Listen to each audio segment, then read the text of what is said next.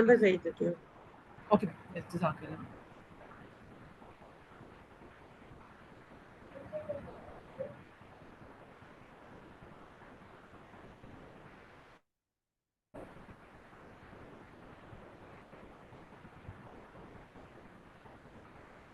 I thought you have his number already.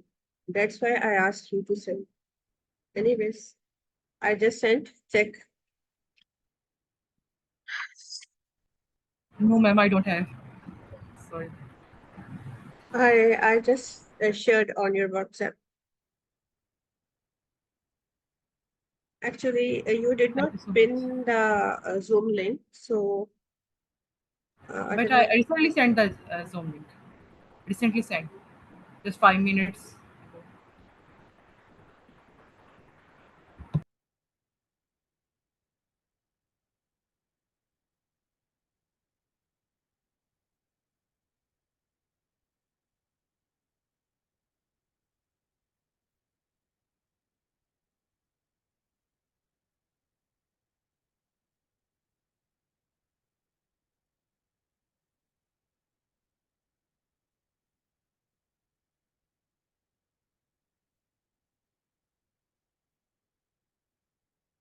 All right. So,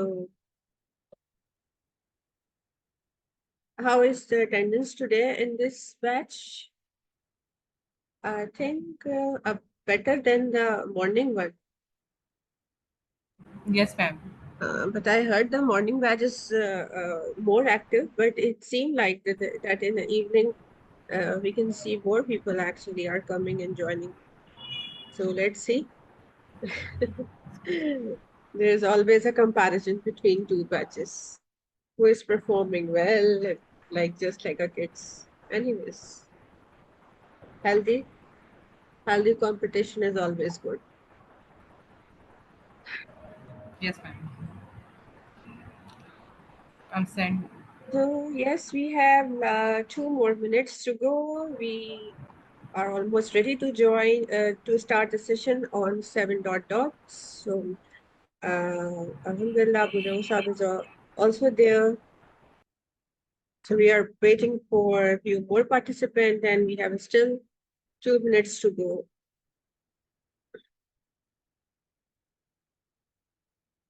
All right.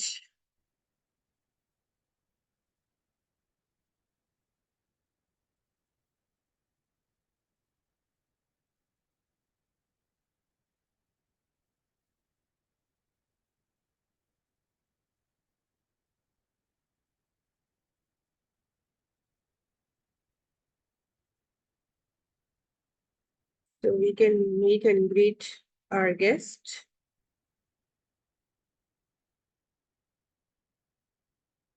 So for the participant, Assalamu alaikum. My name is Amreen, and today I am your host, and I think instructor as well for the next session after Abdul Rosa. So we are all set to start our session on personal finance. So I would like to warmly welcome Abdul Rosa.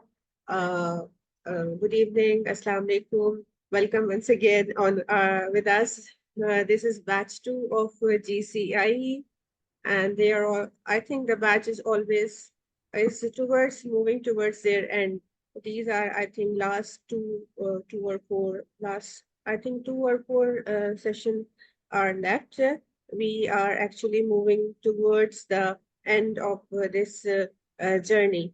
So a little brief about Abdul Rosab, that Abdul Rosab did FCA and Executive MBA, and he is a accomplished professional with more than 20 years of experience in finance, accounting, and business strategy. With a strong foundation in financial management, Rausab has dedicated his career to guiding individuals and organizations in making informed financial decisions. He brings a wealth of knowledge from his background in accounting and auditing, coupled with his expertise in financial planning and analysis. Rauf Saab is passionate about empowering others with the skill and understanding needed to manage their personal finances effectively, helping them achieve long-term financial stability and growth. His practical approach and deep industry insight make him an invaluable resource for anyone looking to enhance their financial literacy and personal finance skill. So now I can share the Abdul Saab LinkedIn profile in your WhatsApp group. So for further, if you would like to contact him, you may contact him directly. So now, Abdul Saab, the stage is all yours. Thank you very much, and thank you for your generous introduction. It's sometimes very difficult to, listen your own introduction, but I'm really thankful to you for the generous introduction about the humble background. Thank you. So yes, we are here together this evening to learn personal financial management from each other, right? I will share my own knowledge and the framework that we have developed, but I would be more excited to learn from the diversified background of the participants. I can see from the names as well. So please don't be reluctant in sharing your knowledge and thoughts on whatever we are going to discuss. So have you allowed me to would you allow me to share the screen?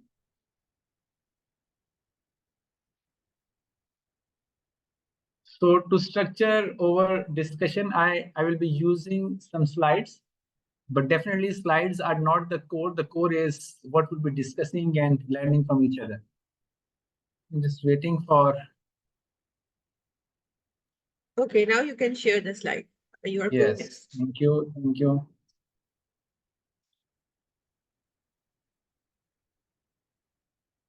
Right. So before, starting any discussion, I would like to learn from you guys, what is your understanding of personal financial management, and what are your expectations from this subject?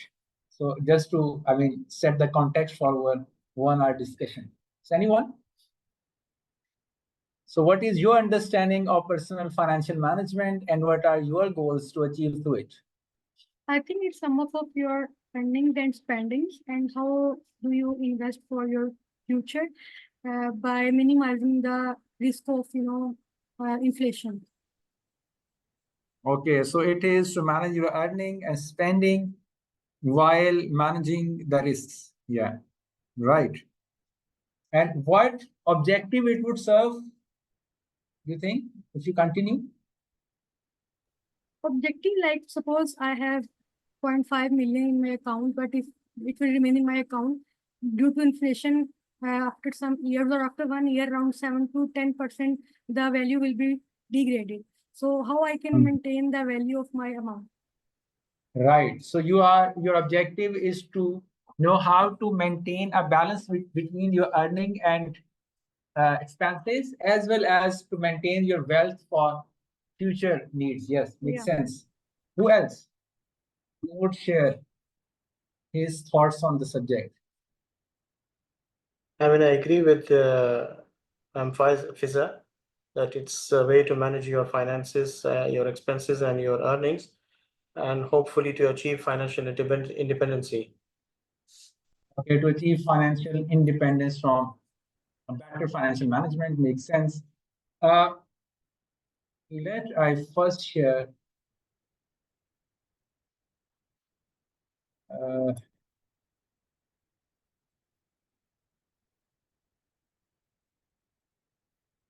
So just one slide to highlight what are different personal objectives, because personal finance is more with the word, the prefix we're using, personal, right? And then it's finance.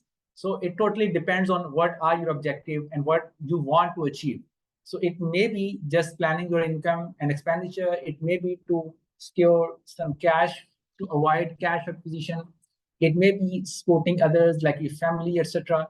It may be for, saving for some future events.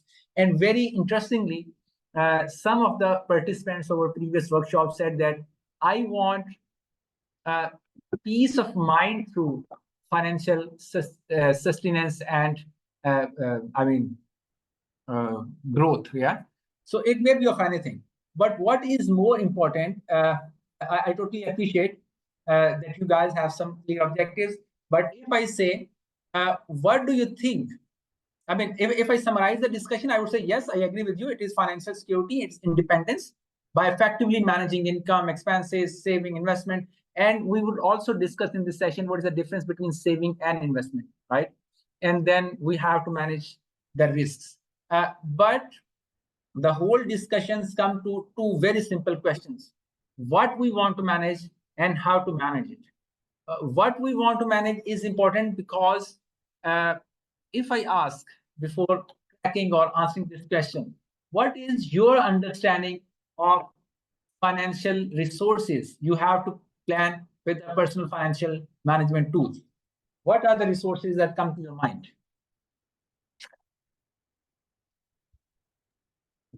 Do you mean the resources that we would use to manage our finances? Yes. What are the financial resources do you have which need some management? Like, for example, do you mean differentiating between needs and wants? Like, No. no? If we say that we have to manage our financial resources, my question is, what is your concept of financial resources, and what are the examples of financial resources you have to manage, like I mean, cash incomes or and what else? expenses. Yes. Incomes, Our expenses. assets, or like Yeah. our wealth, like money, jewelry, say investments. Okay, right. It is cash, it is jewelry, it is investment. What else?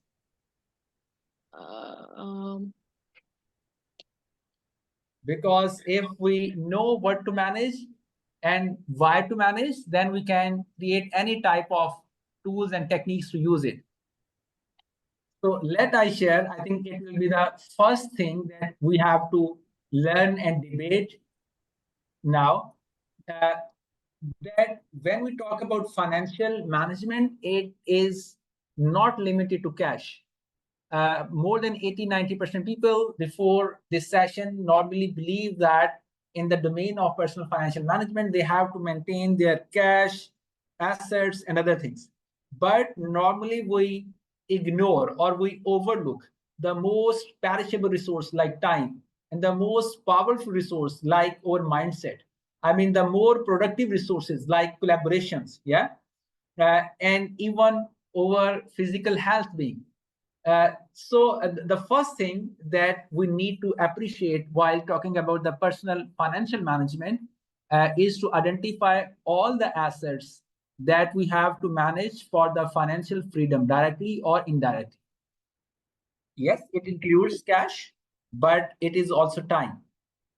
It is the resilience and mindset you have. It is your connections. It is your family and friend networks. It is a physical health. It is your collaborations. And it is the knowledge that can help you to earn more financial resources. Does it make sense to you, guys? Yes. Yes. Yes. So if I just give few examples that, for example, if I create an analogy of a business, what are the assets of the business that the financial team of the business manages?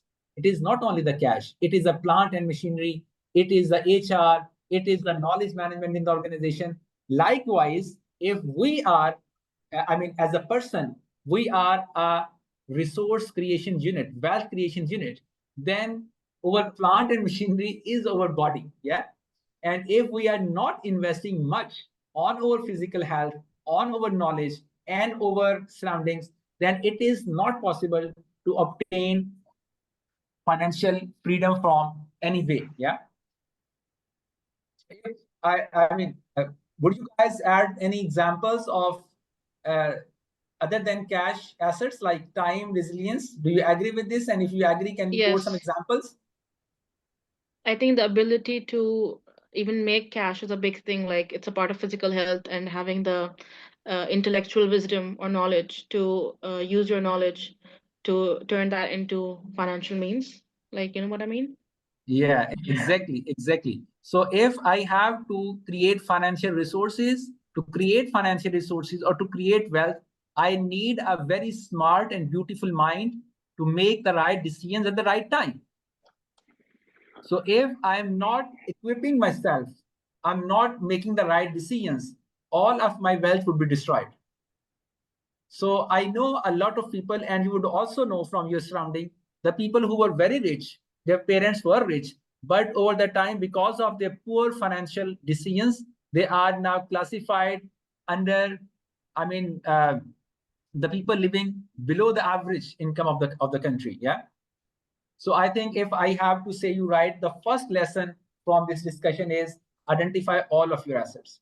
You guys are studying effectuation, and effectuation is all about. I mean, if I ask, flip my question. Which of these 7 type of resources are least important from the perspective of personal financial management? I think money is a byproduct of everything here. Sorry, Eamon?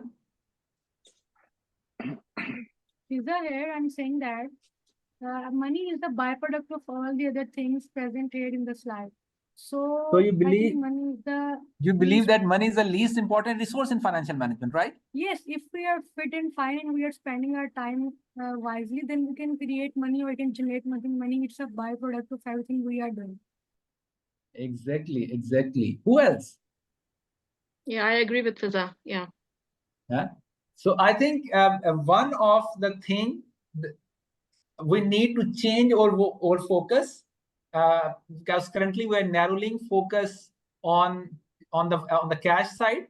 We need to focus on all other resources which are convertible to cash. I mean, you have studied effectuation, and I practiced the effectuation model since 2018. So I created now multiple businesses, 2 or 3 are currently under the working. So just putting zero investment and utilizing the power of collaborations, the power of connections, the power of knowledge, we are creating businesses which are multi-million. Yeah.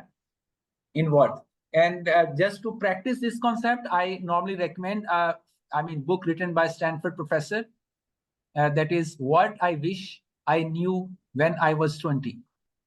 So if you just read the first chapter, and I normally prescribe that you guys read the first chapter of this book every day, at least for 7 days, because when you reread something, your analytical capabilities start working on it, because the first reading just to getting familiarized. Uh, so we may have that book and we'll share it with you. And if you need this book, I can share the PDF, and the people living outside Pakistan may have readily available this book on the bookstores.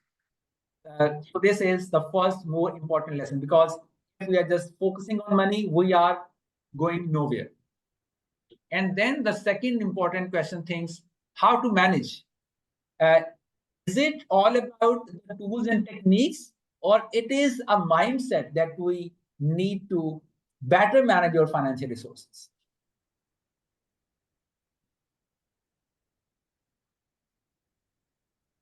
And I can see that you guys are trying to read the slide.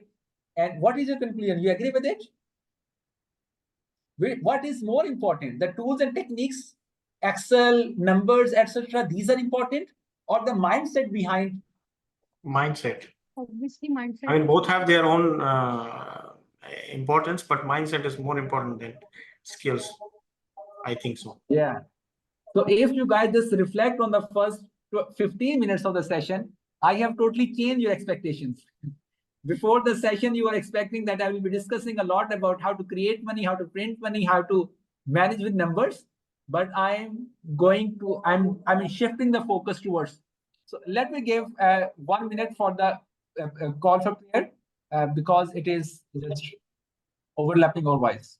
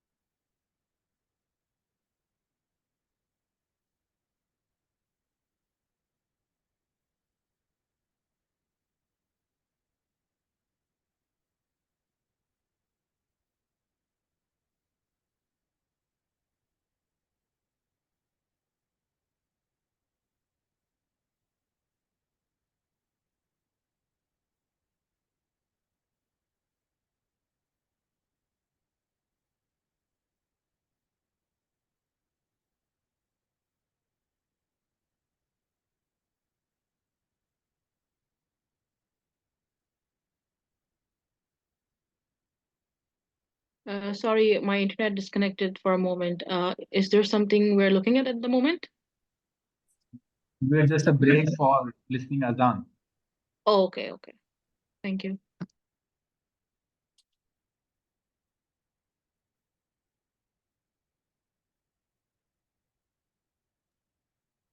Actually, mosque is adjacent to my home, so the voice is very clear, alhamdulillah. Okay, Oh, so if we talk about what we should learn, we should primarily focus on the mindset behind uh, financial decision making. And then, yes, there are tools and techniques that will help you to achieve that success. So, in mindset, I'm referring to a lot of areas, including the financial discipline, how you make financial decisions, what is your risk appetite, and what sort of, preferences you have. And then, do you think long term or short term? Because short term thinking normally creates long term problems. Yeah. So what is your approach? You guys would have heard about marshmallow candy experiment in US, where they gave people, not the people, the kids, candies and said that if you resist yourself from eating this candy, after 15 minutes, we'll give you 2 candies. And surprisingly, most of the kids could not resist for just 15 minutes even. And they ate the marshmallow candy. And after few years, they repeated the experiment with the same kids. Even after they have grown, they have graduated from the universities and they have started practical life. And they realized, and the study revealed, that the kids who resisted for 15 minutes were more successful in their career, in their practical life, compared to the kids who could not resist for 15 minutes and swallowed the marshmallow candy immediately. So it is important how we think about different aspects of financial decision making. And then even we also need to understand how much rational we are. Most of the economic theory says that human beings are rational. And if I ask my participants of this training, what is your opinion? Are human beings are rational while making a decision or irrational?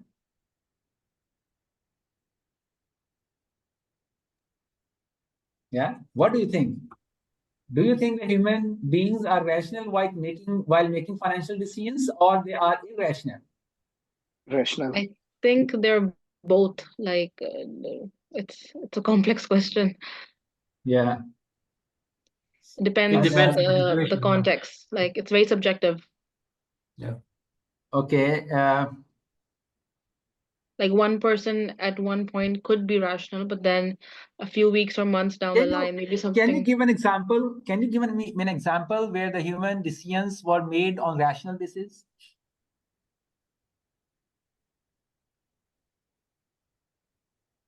Yes, an example? You're talking about like historically? Yeah, from our surrounding or from your own life even. I give you example actually right now. I actually just came back. I had to take my son to a eye specialist, and the past 3 years she was telling me that my son's eyesight was just decreasing really bad, and I had to use a medication that has not been fully approved. It's still in clinical trials. So I did not jump into whatever she was saying and followed her advice. In fact, I visited Pakistan last year and had him actually checked by a doctor in Pakistan. In fact, it was Patel Hospital in Karachi. And that actually, although she was not experienced, the way she explained me in a more rational way, that actually changed my decision, and I did not get treatment. And actually, when I came back today, I was happy that I thought through it, because she said his eyesight was stabilized. So it was just a matter of few years. It was just So it was a rational decision to have a not second get treated. opinion. Yeah, to get second treatment and not jump into conclusion and just follow whatever your doctor is saying. Yeah, getting a second opinion, not even from a doctor here. It's from a. And what was the reason of the weaker eyesight of the patient? So what the doctor here in America, she was saying is that it is because of the computer use and all this, because in schools the computers are And obviously. if I just hold you here, Mm. so the eyesight was weak because of all irrational decisions, overuse of mobile, overuse Yeah. of television, right? Yes. Yeah. So you made a decision, but the situation was arrived because of it, right? So how many of you love chocolates? How many of you love chocolates? Everyone? Yeah. I So don't. eating chocolate is a I rational don't. decision. No, it's not. Eating Well, chocolate is a rational decision. it's in moderation. It can be, and also depends if it's dark chocolate. But Yeah, in in moderation, moderation, yeah. everything And in how many moderation of is. you? Yeah, great, good point. And how many of you smoke, particularly the boys? So is smoking a No. rational decision? No, it's not. So the best thing we can predict about a human being is irrationality rather than rationality. So yes, there are examples of rationality, like Sabu gave an example, and there is a moderate consumption, approach as suggested by some other participant.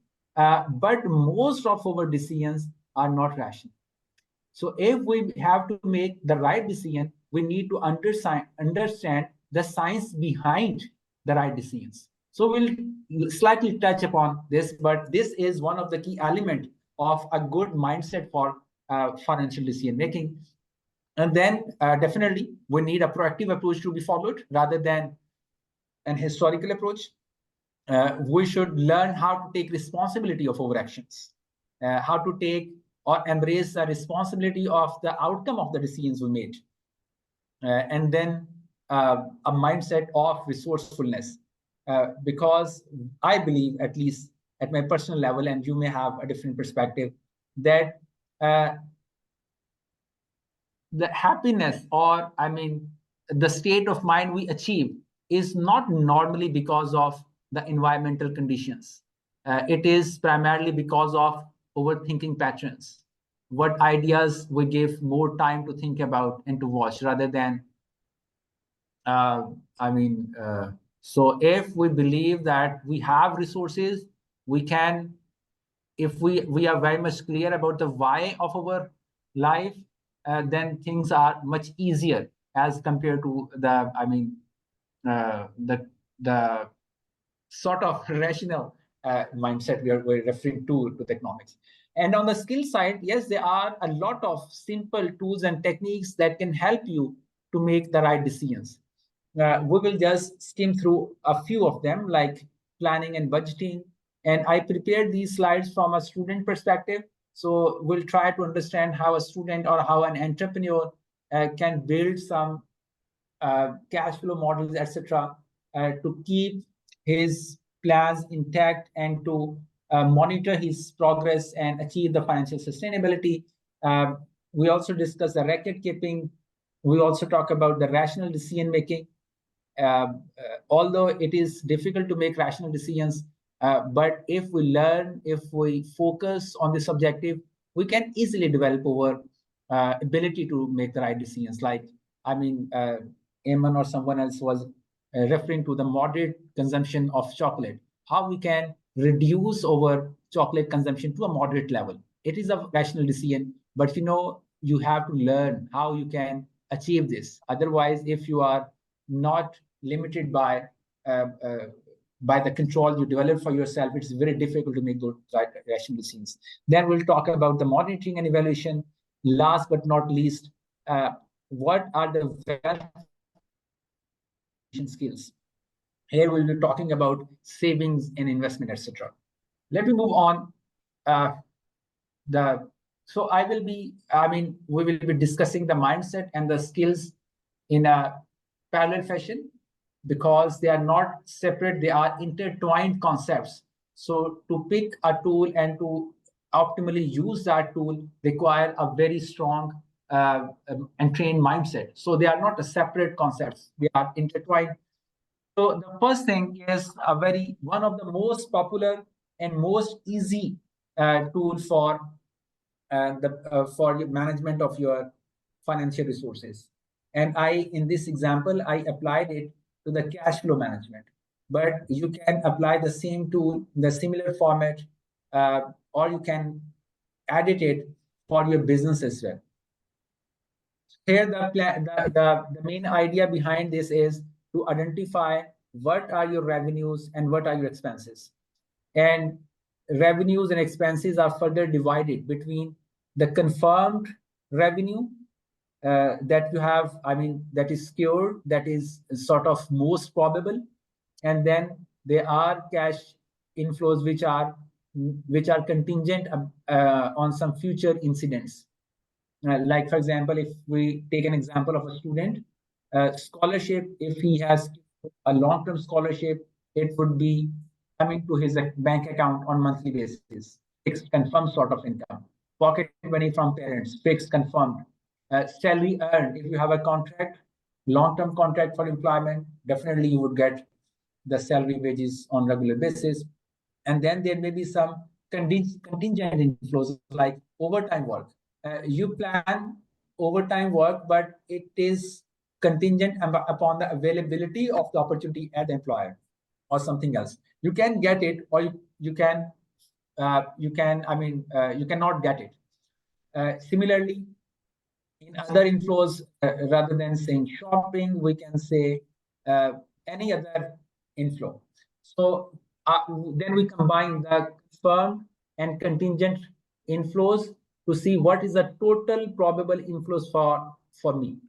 And then we identify all our expenses. The first confirmed expenses, like if you're a student, you have to pay the fee. And you have to commute to your school and your office, etc. And you have to bear the food and living cost, the minimal level of the cost you have to incur. And then there may be some optional cash flow outflows, like monthly dinner, or gathering with friends, or extra shopping for your your personal preferences. But if you face any difficulty, you can avoid these outflows, right? And then you can see what is the net outflow for the month. So if I just look at the bottom 3 lines of this simple spreadsheet, you will see that the net cash outflow for the month, the first month, was 150 negative, and I had a cash balance at hand that is 175. So closing cash is 25. The next month, if I fail to generate further revenue, I have failed to stop myself from excessive shopping, my balance would be negative. And if you have planned this simple spreadsheet, it can help you to identify the future challenges. It can help you to prepare to mitigate these negative cash outflows in the future, and to make it, to make the benefit out of the spreadsheet. I normally recommend that you have to prepare a similar version. You can further boil it down, like, for example, like this one, but make it the wallpaper of your mobile. So every time you open the mobile, there must be some alert that these are the important things that you have to manage. Because if these numbers are out of sight, your mind would easily overlook them and make the decision which would create further financial troubles for you. Yeah. So the tool is very simple. You can, every even 5th grade person can prepare this on Excel. But if you really want this spreadsheet help you to make the right decision, you have to look at these numbers on as frequently as at least you use your mobile. If you are using, for example, if it's not mobile, then it may be a wallpaper of your screen, computer screen. It may be a print hanged on your wall, right? So if you are continuously looking at it is possible that it would influence your decision making, and it would help you to make the decision which would reduce your financial trouble in the coming days. So anyone would like to add his or her stories to it? If you could relate it.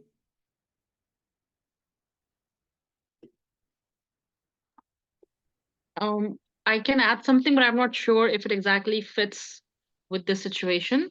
Yes, please.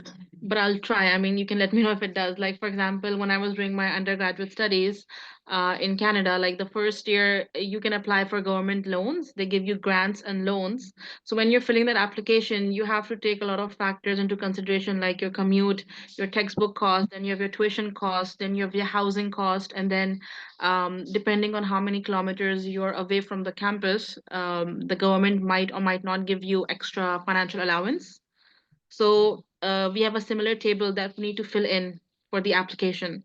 And then based on all those factors, they calculate how much, like how many dollars, you're going to get in the first year and then second year and so on.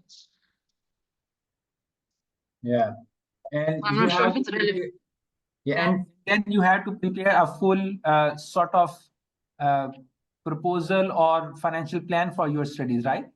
Yes, and then after a few weeks you will know how much money you're getting, and then what you can do, like you can get a part-time job or like borrow from somebody.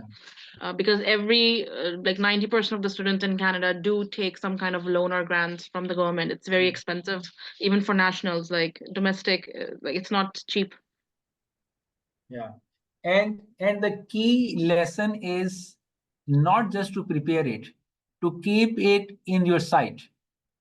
Even when we provide services to larger organizations, we observe that all successful CFOs or the finance managers have a ready access to all key numbers. They are on their table in the print form, or they are on a larger LED on the wall in front of them, because out of sight means out of mind. And if something is out of your mind, your decision making would be totally different from what you require, what you need. Yeah. So the other simple practice is the basic record keeping. If you, I mean, you have to keep record, a very organized sort of record for all of your transactions. You may not be, you shouldn't be a good accountant to do this. Even non-accountant and non-finance managers can keep a simple record of all the transactions they have, maybe on their own language, on their own style. It doesn't matter what is the format and what is the frequency, but everything should be documented and consolidated on regular basis to see what is the net performance of your decisions on weekly basis or at least on monthly basis. Yeah. Nowadays, there are a lot of applications available. There are a lot of software available. Some of them are free. You can use them. So try to build these habits. So I could not identify any successful person in my professional life who is not keeping record of the transactions. So it is possible that he has a very basic or primary record, but there must be something enough for his personality. So some people just need to record a few words, and that few words can help them to recall the whole story. But there must be something to anchor your decisions on. And if I ask, how many of you are going to record their transactions on some notebooks, on some Excel sheets, etc.? Yes, I keep records of all the incomings, but unfortunately, I do not track the outgoings as a professional way as I have to. So, my concern question is like, is there a way to split your incoming? Suppose if I have 100% of incoming, then I have to spend around 60 to 70% in the outgoings for some my own personal financing or usage like bills and clothing that are going, hoteling. Yes. And then Yes. 30%. Yeah. So there are different percentages developed by different scholars, and the universal rule is you have to devise your own percentages. Yeah. For example, you can say that I would not spend more than 70% of my earning. But a Yes. person who has more responsibilities and he has kids to feed, or he has a startup business, might have a different percentage, maybe 90% he's spending, right? So we will be talking about this as well, that you have to prepare some budgets, and those budgets should be as per your own preferences. What are your needs and how much you can spend on each need of yours, right? Like education, saving, etc.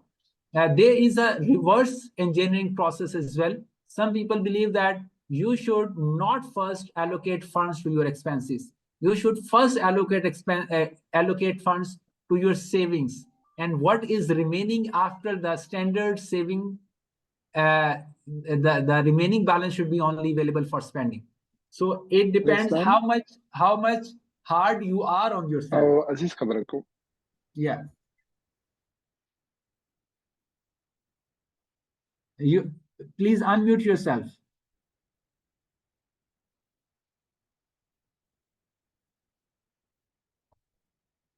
Okay. Aziz, can you hear us? Yes, I hear you. Sorry, when an important call comes. Sorry about that. I just Okay, I unmute. thought you were going to share something with us. Yeah.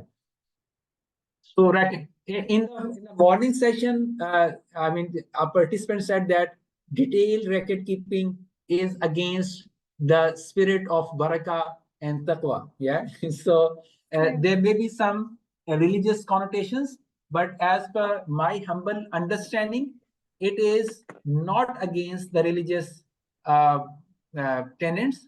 Rather, it is much more required. I mean, if you see what is the longest ayah of Quran Pak, it is on documentation of contracts. And even I was reading the Code of Ethics for Professional Accountants written by IOFI, that organization sets the Sharia standards and accounting standards for Islamic financial institutions. They say that accounting is farz-e kafaya, right? And if you see the most complicated, expensive, and detailed accounting is termed as current cost accounting.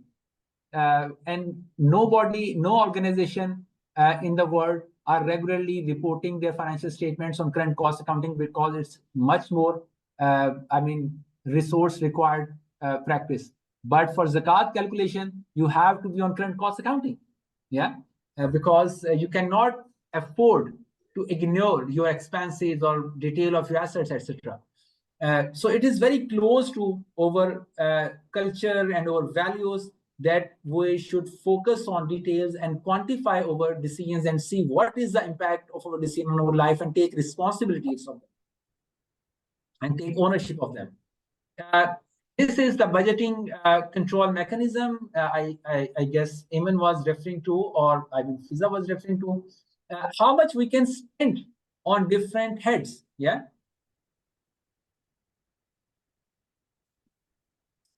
The universal thing is that there must be some limits for every head of your expenses.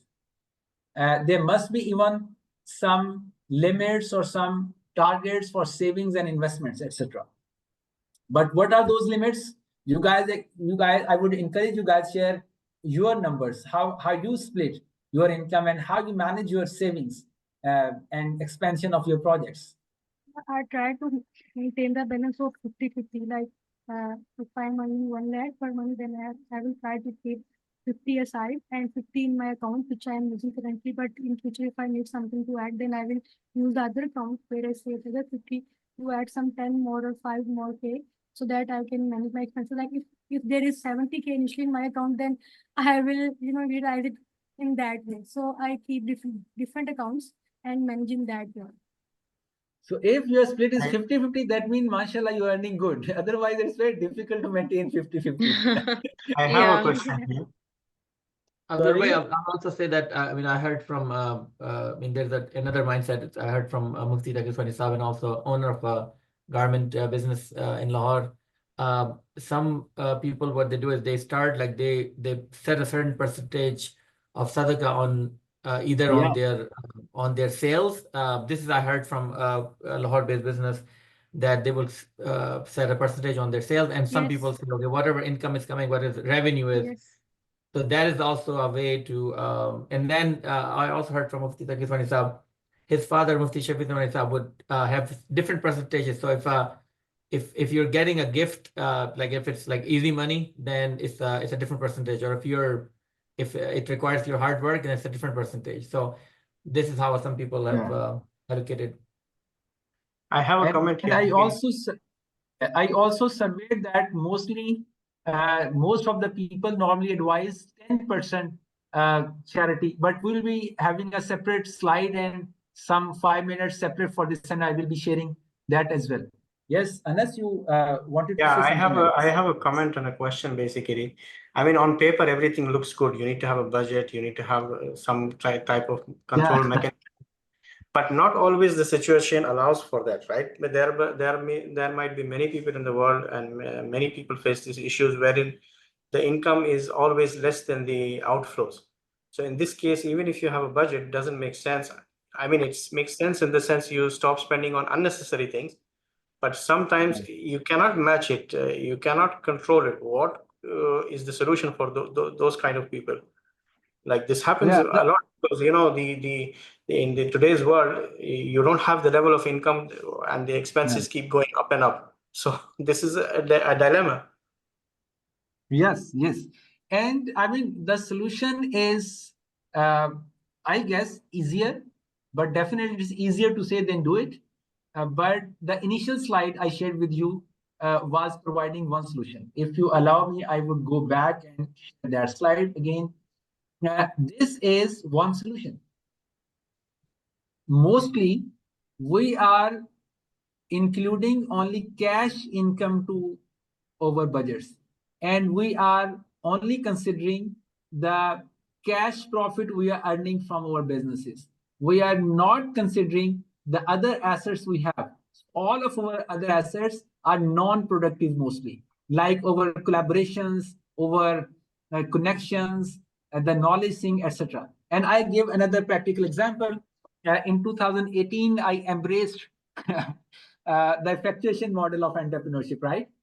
And after that, I am, for all of my startups, money is the least important resource while planning. I started a startup called Evolve Learning Hub. And for that software, I needed, and for that company, for that project, I needed an auditing software. And our local regulator, ICAP, recommended a Singaporean software. I approached them. I would need a 50 user license.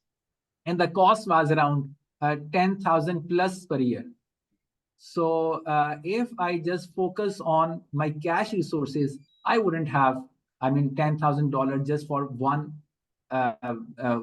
software, because I need a lot of other expenses to meet. So then I started what else I have and how I can manage this software without my cash. And then I wrote them that because you want to introduce your product into Pakistan, we are here, we can use your software, and this way we will provide you a free marketing service in all over Pakistan, costing you nothing, but you just have to give us a license. And after exchange of 1 or 2 emails, they gave us 50 user licenses free of cost, because there was a win-win situation through this collaboration. So it is, and there is a professor, I forget his name, but he is professor in the University of London. He wrote a book, Fund Your Startups Without VC. He has also offered a course which is available on Coursera. He provides you education, how you can finance your startups without funding. So they are a totally different mindset, and there are different tools and techniques which you can utilize to make some contribution from your other resources. And if you can read Urdu books, I would refer to Dr. Amjad Saqib's book Kamyab Log, that provides Could you please tell us the name of the course at Coursera? I think fund your startup without VC or similar one. I can Okay. check and I would share with the coordinator as well. If you don't Okay. find it, just let me know. It is fund your Okay. business without fund your startup without VC, like something. Okay, understood. So it is, I mean, the only thing that stops you is not cash, is your mindset. And the book I refer to, what I wish I knew when I was 20, is, I mean, a Bible on this subject. If you just read the first chapter 3 times at least, your brain will start thinking on all alternative sources do you have. Yeah. So I'm not going into discussing the chapter 1 of that book, but I strongly believe that it is one of the most powerful chapter written on the subject. And the course available in the Coursera is another useful resource for you. So this is how you can achieve it. And it is another important reality to know. Sometimes you are very much happy, you are very much profitable, but you didn't earmark the funds for taxation. That create big problem at the end. Initially, it was the problem of the Western countries, but nowadays it is, I mean, a real challenge in Pakistan as well. So you have to manage your taxes. And at the personal finance level, it is one of the most neglected area. We cannot afford ignoring it. Then how to build your assets. But before understanding how we can build our assets, I need to understand your definition of asset first. How you define asset.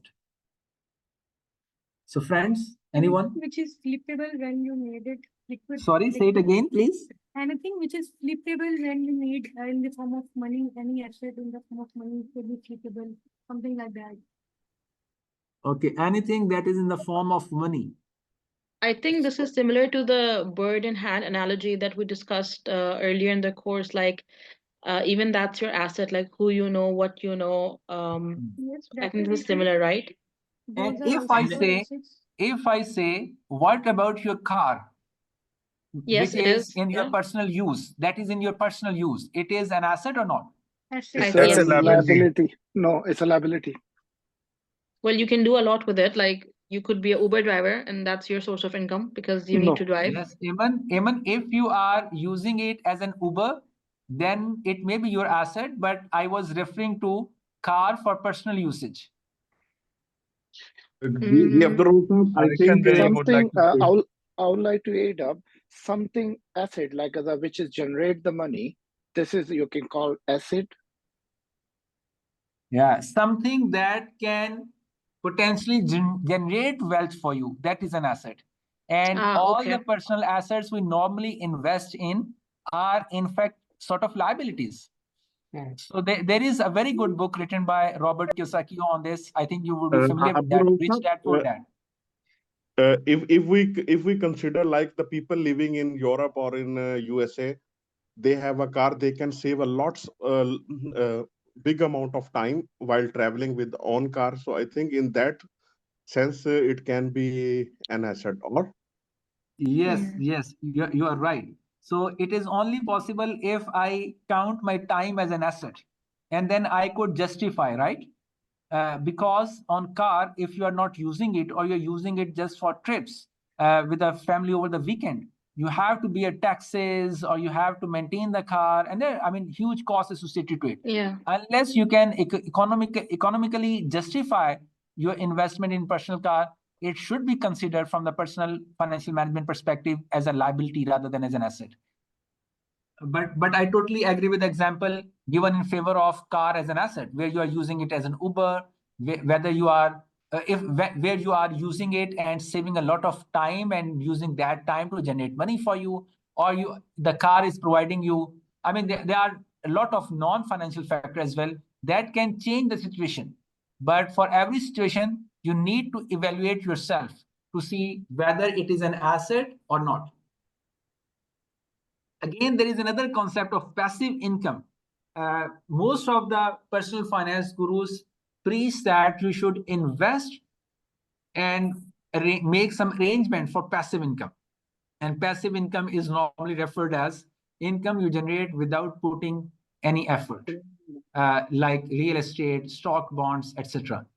I don't, totally agree, because follow Ulama Iqbal on it, who says that passive income is dangerous because it can make you lazy. It can stop you putting your best efforts for the value creation process. So it should be a balance. How much, should I totally rely on passive income or not? Most of the researchers believe that you should plan your startups or your personal preferences on how you can create value for others. Once you are in the value creation process, money is just a byproduct, or it would come to you, but your focus should be on value creation. So it is an area where I have a different perspective from the mainstream researchers, and I would also like to listen your thoughts in it on the passive income. Yeah, I agree with you that passive income can make you lazy, Yeah, but it maybe could some be percentage can be put aside for this kind of bonus income. money Yeah. can be used as bonus money, but we should not rely properly on passive You income. should not depend on it. Yeah. So on the one extreme, it can make you lazy. On the other extreme, it gives you peace of mind. But if you are totally relying on it, it may be dangerous. Yeah, I totally it can also be like gradually set up based on your where you are in life, because maybe at some point in life you cannot work as the hard as before, and then you have some passive income to support you. One Overall, another issue, sorry, one sorry. another issue with the passive income, if you take the right decision, that's fine. If you take, like, say, the bad stock or bad property or bad asset, then it will be another trouble as well. So you will be stuck with it. Yeah. Sorry, And can I just add? yes, Salman, please. Yeah, it's Fazal here.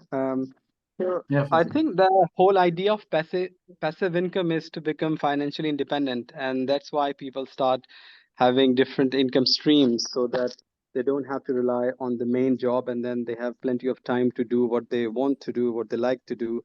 It could be, anything related to welfare work or some social entrepreneurship. So in that Yeah. sense, if we are having some good streams of passive income, then I believe it's a good idea. You just have to be careful choosing Yeah. those income streams. And effectuation model comes here. You can try a few projects. If they work, it's very good. If it doesn't, you move forward to the next one. So I agree. So you cannot, see it in isolation. It may fit in your personal financial strategy, or it may not fit. Yeah. So if you are familiar with its positives and negatives, then you can better utilize it. Yeah. Salman, you raised hand. Please contribute your thoughts on it. Yes.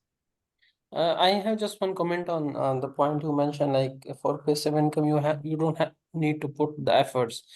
But like if we consider real estate or this bonds or etc., you have to do the research, right? So how it is possible without putting effort? You spends like you earn something from passive income. Ultimately, you need to have the basic knowledge of that, right? So Yeah, just yes. So you are right. I agree. If you, like Warren Buffett, if you are doing it with your proper research and doing it, in a very value sort of creation method, then yes, it helps you. I agree. But you would have listened a lot of stories where people, just for the sake of passive income, destroyed whole of their wealth. And I was referring to a story recently, not recent, very much recent, but 2 or 3 years back. There were a group of religious scholars who started a Mudarba company, and people sold their properties to invest in that company because they were offering a very lucrative return without, just anything else. And after collecting billions of rupees from the investors, they flew to some other countries, and people lost millions and billions of rupees in total. So Yes, if you are doing it in a wiser way, just like a moderate consumption of chocolate we are talking about, so it may fit in your strategy. Yes, Sabur? Yes, sorry, actually, I had the same comment. In my opinion, and again, experience, and I've been learning from bad experiences, I don't think there's such thing as passive income. Like you have to spend your time and effort. And I was about to make the same comment that people I know personally who have been cheated, just not in a big scale, but small one. When people think that okay, they can just sit and relax and money will come to them, it doesn't happen. Yeah. So this thing is, and then one thing, the worst, YouTube has made it worse. And if you just search on YouTube and people say, okay, make passive income just through some aspect of e-commerce, that obviously is not true. I mean, you have to make effort, you have to work hard. So the passive income lovers are more vulnerable to risk of financial fraud. Yeah. Okay, and if let's move to the next set. We talked about invest on your assets. So if you have $10,000 and you decided to build your assets with this $10,000, what will be your top 3 personal assets you would invest in? Yeah. So, I mean, just put yourself into this hypothetical situation. You have some spare money that is available to be invested in your portfolio of assets. Which assets you would invest more? Anyone? Can you share the slide? It's not completely visible. No, it is with purpose. Oh, Not you are visible. One okay. It's second. hidden. Okay, I understand. Okay, Right. I mean, yeah. Mostly, I think in active business, not in passive income, surely. Okay, active businesses. Yeah, Fazal. Yeah, I think I will divide into 3. So business, number 1, obviously after going through good research. Number 2, real estate, and number 3, maybe stocks or gold. Yeah.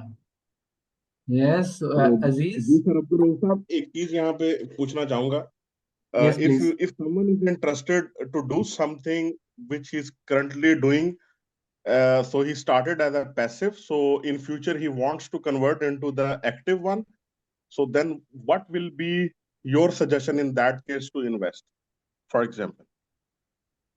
Actually, I have a totally different set of my preferences. We can discuss it, but I think because we are running short of time, let we first conclude these slides, and in question and answer session, I can answer this, or we can have a chat privately. Yeah. Okay. So it's a good question, but I think let me first complete the cycle. So now, Anas, I'm going to share the slide, and you can see what I was referring to, because we are talking about personal I financial was thinking management. about the same thing. I was going to update my. So it is personal financial management. You need to build personal things first. I mean, the time, the physical health, the mindset, the knowledge thing. But definitely, like you guys were responding when you were responding to businesses, these assets are considered as implied. But I would request you guys explicitly mention or explicitly invest in these 4 or 5 resources. Invest on your networks, invest on your time, invest on your health, invest on your knowledge base, and then there are a lot of other things. Managing this risk is also important because sometimes you have a very lucrative financial future prospects, but in the short run, you face some challenges, and the whole the empire collapses. So you need to be very proactive. Keep some emergency funds as well. It is, mostly it is for the startups. It's like in effectuation, we normally say that don't spend more than 20 or 30% of your assets in one startup, because you need some backup funds or emergency funds to sustain. Regularly review it and diversify your assets. Yeah. Why invest? all saving doesn't mean investment. Saving means you have some fund. If you don't invest those funds, inflation would erode your equity. Yeah. So recently we met a few small businesses who were growing with the growth rate of 10% or 12%.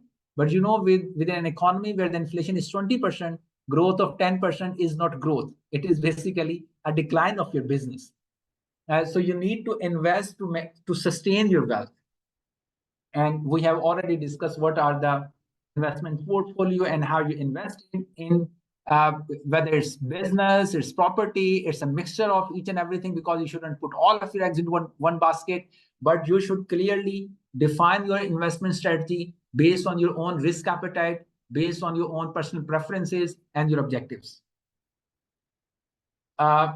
This is what Robert Kiyosaki normally propagates, and it is more in line with the mainstream capitalistic personal financial management models, where you start with the employment, but you end with investing money into other businesses, where your money creates money for you. You are not actively creating or the part of the creation of the money process, but your money, your wealth is creating further wealth for you. And these are the 4 steps proposed by Rich Dad Poor Dad, that first you start with employment, then you move to the self-employment, then you start your own sort of business where other people work for you. And in the last stage, the mirage of this model is where the money is generating money for you. And this slide is also maybe a bit counterintuitive, because when we help others, we think it is for the benefit of others. I have a different view. I think you have to donate for the benefit of yourself. You are the ultimate beneficiary of your donations. Even the author Robert Kiyosaki said that whenever there are financial challenges or there are financial constraints, I normally start donating money. So it is a universal tool that helps you to meet your personal financial management goals. How it links, how donating increases your wealth, it is an established fact, but it requires a lot of discussion. But definitely, it is a true fact. Whenever we donate, our ultimate objective is our personal benefit, because donation helps the donors more than it helps to the donees. Can I say something? Yes, please. There was a German businessman, I forgot his name and also his book. He wrote a book at the end of his life or something, which was there was a lecture about entrepreneurs in the mosque. And it was referred that the person wrote that actually the donation increases your wealth. That's what he also wrote it, but he wrote it from the completely unreligious point of view. I'm not going to talk about the religious point of view. We know that sadaqah increases. I would request you share the title of the book as well with me. Okay, I will definitely do that, but it's in German. And then there was one more thing is in a very short term, you can say that the accumulation of the wealth, stagnation of the wealth causes the problem.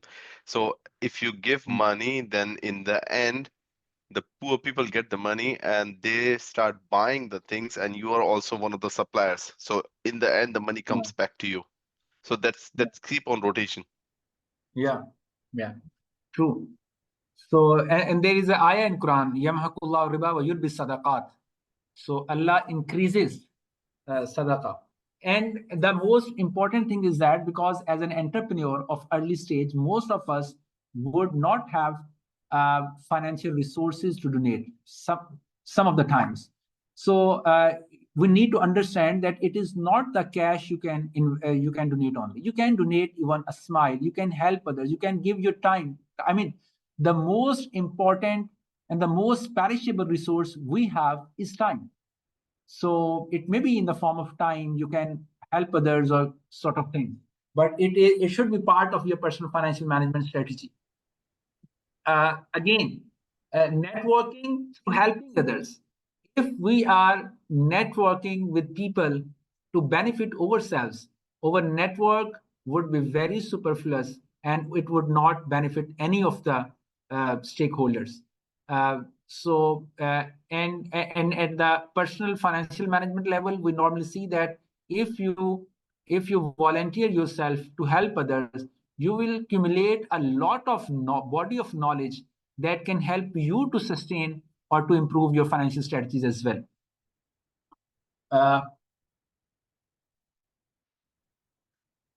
And it is, one of the reason most of people believe that personal finance is all about to manage over income and expenses, and this is one of the key factor in our undue increase, unproportionate increase of our expenses.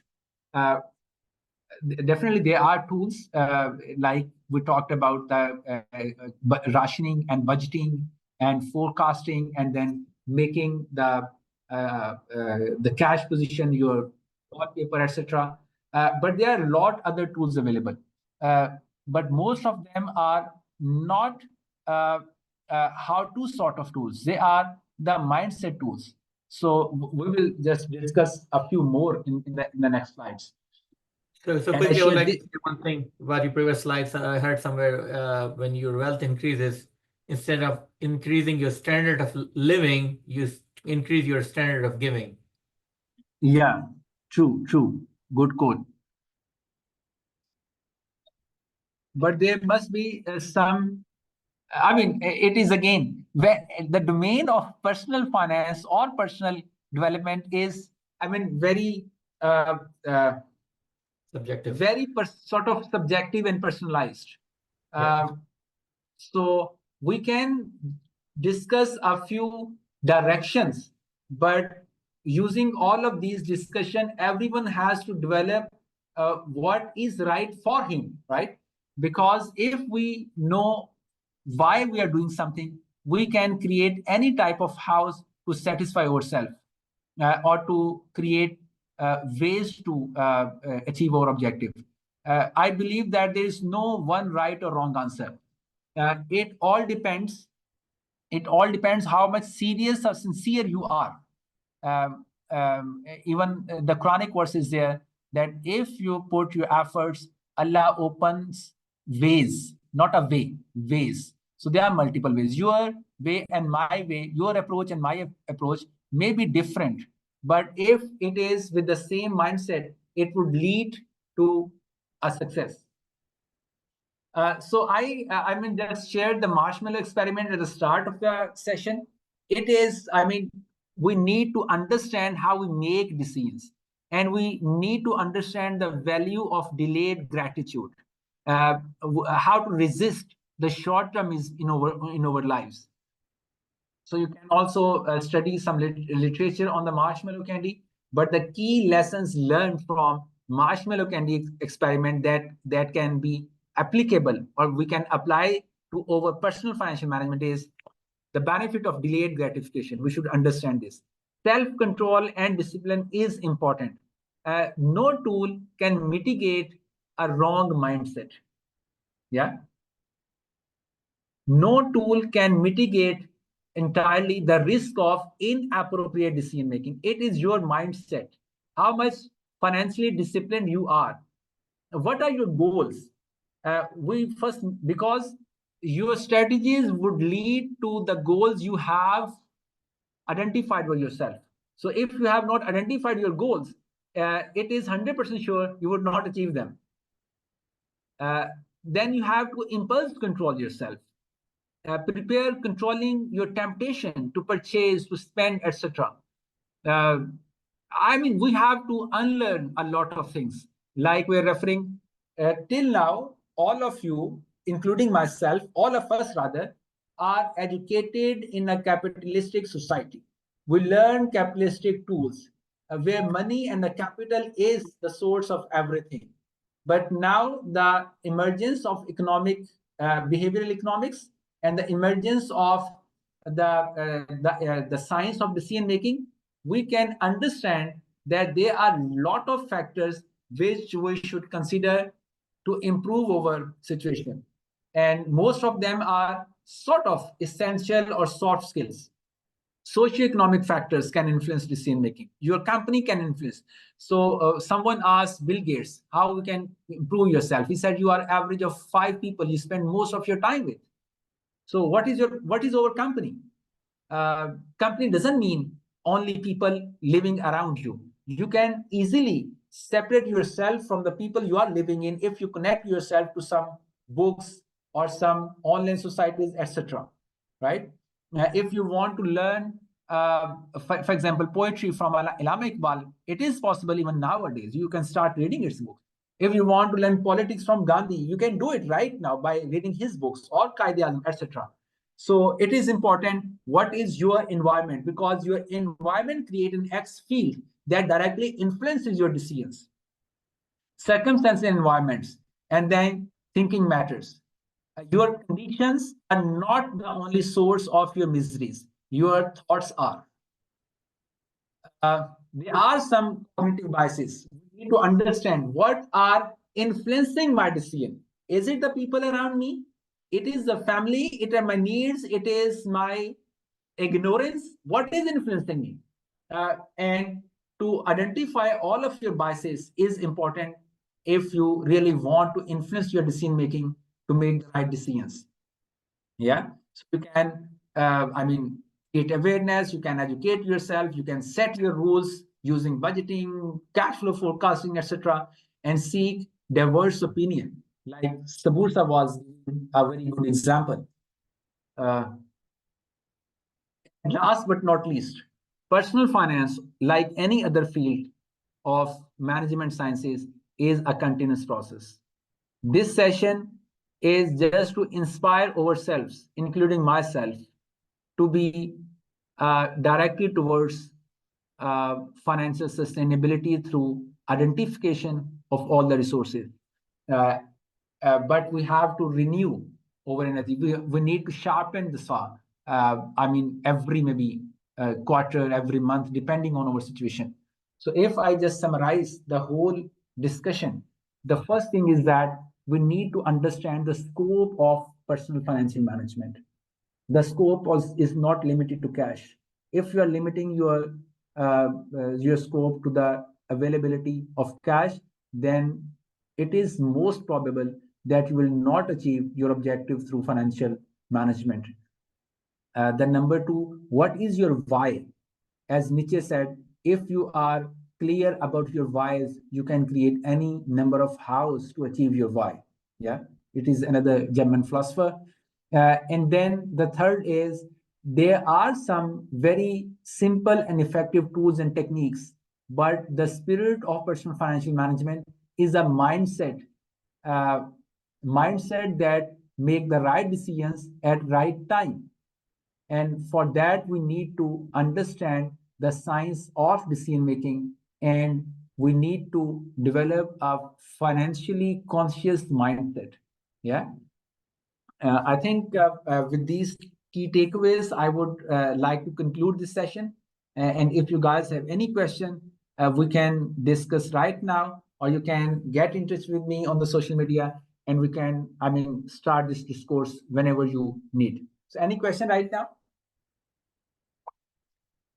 Yes, Fazal?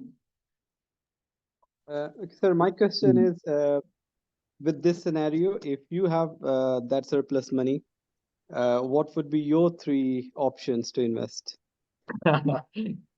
What would be my 3 options? As I gave a hint that I normally don't blindly follow the mainstream thoughts, I would focus on what are the areas I can create some value for us, for the society. And within the Pakistani context, to further refine my answer, here we are struggling a lot on economic fronts. So whatever I have earned during my brief lifespan, I have invested on startups. So I would prefer to invest on startups. Startups. Yeah. So we have a lot of opportunities in Pakistan. Sorry? You have spent all the money on startup, because again, The normal view is that you have to diversify. You don't put all your eggs in one basket. So I would said you do the startups. similar thing? I said startups with S at the end. Yeah. Okay, So okay. you're right. I mean, there is always a difference between advice and your personal choice. Yeah. So if someone asked me, I would give more conscious and more balanced opinion. And sometimes when you follow for you, it depends on your own preferences. So my lifestyle is, I mean, my parents belong to South Punjab, and our family culture is still closer to that humble, I mean, culture. So I believe that it is more important to be part of the value creation process rather than blindly printing money and targeting it. Yeah. But I agree with you, it should be startups. Yeah, at that end. Sir, I have a question here. As you said, we can read the books to change the environment around us.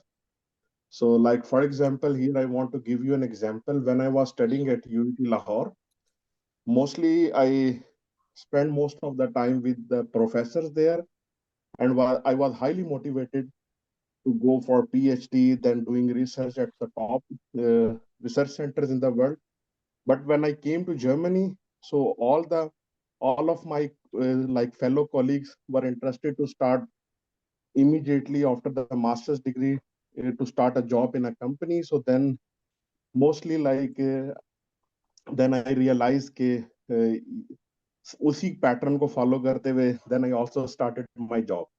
So yeah, I think this is so now if I want to be very successful in business, so if I check surrounding myself, so mostly people who are very good at business, they do not have time to spend with. So then mostly then I ended up spending my time with the people who are working like me in a company. So then how can I like go to the next level to change my surroundings?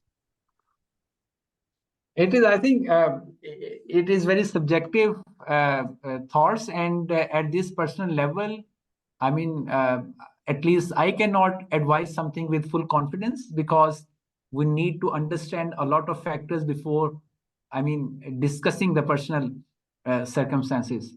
Uh, I was just recalling that we have a group of friends, and most of them flew to Europe.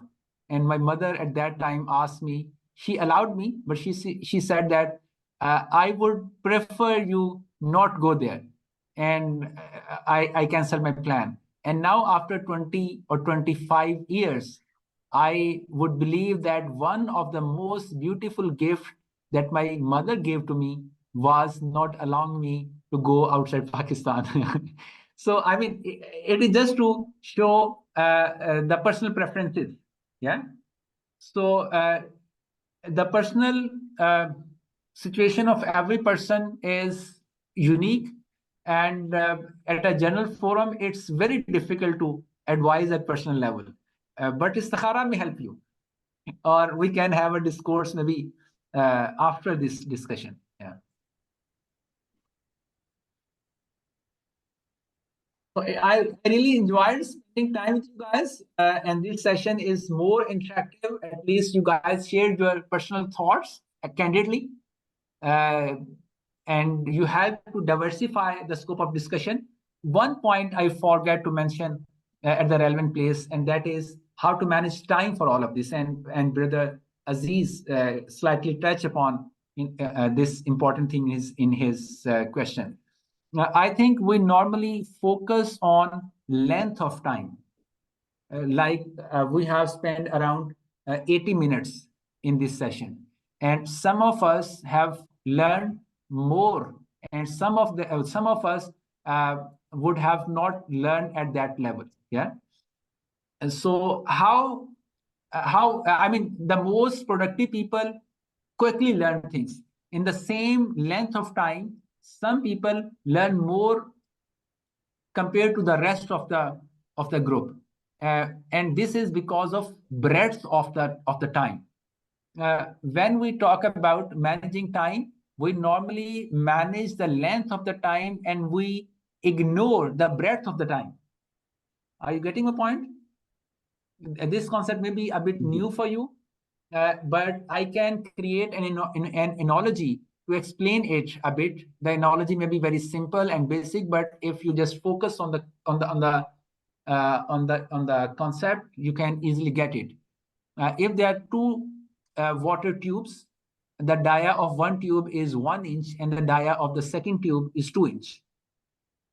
In the same length of time, say within 5 minutes, the water that would passes through from the smaller tube would be less than the water passes through from the larger tube.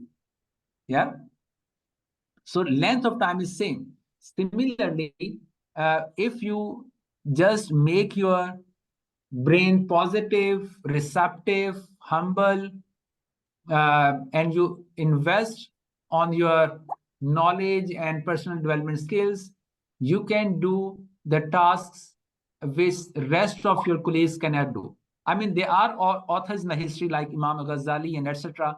who wrote so many books that we cannot even read in our lifespan. How they made it possible?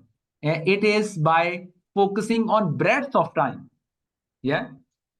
So if I think what is your decision, it is your decision. We cannot influence you. We can give some options, but we can strongly advocate to learn about these new concepts to make you more productive and more satisfying. So if you ask me what are the skills I am currently focusing on to learn, I would say one of them is energy management and time management. And from the time management, I don't mean about the length of time. I'm talking about the breadth of time. So Imam Ghazali, I mean, touched upon on this subject, but I'm in search of more books and more literature on breadth of time. So if you guys find something, do share with me. It's a bit confusing for me. Could you please, is it something to do with the barakah, or can you please give us some concrete example regarding the breadth of time? Because it's a completely new dimension for me. Yeah, or you could just explain like how to increase the breadth of time. Yeah, that's a good point as well. Yeah. So yes, it is a new topic for me as well, and you can see how much I'm struggling to explain it. So barakah can be explained as a result of breadth of time. Yeah. And how we can increase breadth of time? We can increase breadth of time by making our mindset positive and agile. Yeah. So even what we eat directly hits what you think. I mean, it may be, I mean, more philosophical, but the words may not convey. But if you, I mean, let I rephrase it. When we say, I mean, this is clear to everyone that yes, length of time is one dimension and breadth of time is the other dimension. We can increase breadth of time by learning how to concentrate. We can increase breadth of time by achieving a focused mind. We can increase breadth of time by preparing ourselves for a situation, because proactive minds and prepared minds are much better than unprepared minds. And I can give another example. I mean, if there are two students who are sitting in the same class, but one of the student had already read the lecture notes before coming to the class, and the other person is just wake up and came to the class even without the breakfast. Which of these two students would learn more in the class? Same time of the class, but sorry? Yeah, the one who's proactive. Yeah, who was one proactive. So these 5 or 7 tools I just shared, I can quickly repeat. Concentration, focus-minded mean, preparing for the situation, proactive, positive mindset. And if you, because you are referring to Islamic terms, I can say rizq halal and rizq tayyib is also important to provide the right energy for a mindset that can capitalize on breadth of time as well. But I'm just like a student, just like you. And if you identify any more techniques for this, I would be, I would be humble to learn from you. I think by spending proper time in our prayers as well, by asking Allah subhanahu wa ta'ala about the, quality time for us, by barakah in time and risk as well, any form of risk it could be. Yeah. And one more thing, I don't know again how in this short time I can explain it. If you follow one practice, and the practice is very simple, before going to bed every night, just give 3 to 5 minutes and follow a ritual. You have to first identify how much assets do you have, right? How much blessings do you have? And then identify 3 to 5 of your mistakes. What I did wrong today. To start, it may be difficult, but you can easily develop this habit that every mistakes of yourself would be evident in front of you. So you identify 3 to 5 mistakes of yourself. You take responsibility of those mistakes and promise to yourself that I would not repeat it next time. If you do this practice, even without referring to the religion, you will see miracles. And if you are more religious, you can link it to the ritual of istighfar. But if you are not very much subscribed to the religious practices, you can refer to the modern literature of reflections. So the reflection is a very, very important and relevant tool to increase your breadth of time. Yeah. So if you start this practice, I cannot even explain how quickly it helps you to get benefits from it. So thank you very much, dear brothers and sisters. Let we keep ourselves in touch to learn from each other. And I'm really honored to spend time with you. Thank you very much. Thank you. Okay. There is one question, Taimur. Are you asking something? Can we request Abdul Rauf to address your question? Yes, I'm here. Taimur? Yes, Taimur. Yes sir, इसमें एक जो है ना, एक book मैं recommend करूंगा इसी breadth of time के टॉपिक के ऊपर. It is by Cal Newport. It's called deep work. I think this is a very good book on exactly this topic, and he talks about the economics of concentration and focus, and how focus has really decreased in the world because of social media and everything, and why focus is a superpower. Yeah. Thank you very much. Thank you, Taimur, for referring to this book, recommending this book. So I think this is just this whole book is about the breadth of time. So highly recommend it. Thank you for recommending this. All right. Aziz, do you have a question? Yes, I have one question. When you say about like if I have a $10,000 or pound, whatever, let's say we're running the business or I'm running the business. So can we invest the same money in our business, or we can invest in somewhere else? Let's say if I know I have some places we can invest in our own business, we can grow more rather than to be spent somewhere which is like a strange place. I don't know. I don't have much more research about anything else. Is wise to spend in our own business or somewhere else? Actually, the information you shared is not enough to make this advice. Yeah, because it requires to be analyze a lot more information before making such decision or to making some advice, which is more where the money would be more valuable. Yeah. So we can discuss a few principles if your business can with this money can generate the desired return in financial terms, yes, you should invest in your own business. But if the opportunities outside the business are more, financially fruitful, you can, focus on those. But at the same time, while making your financial decisions, you should also consider your business strategy. What do you want to achieve?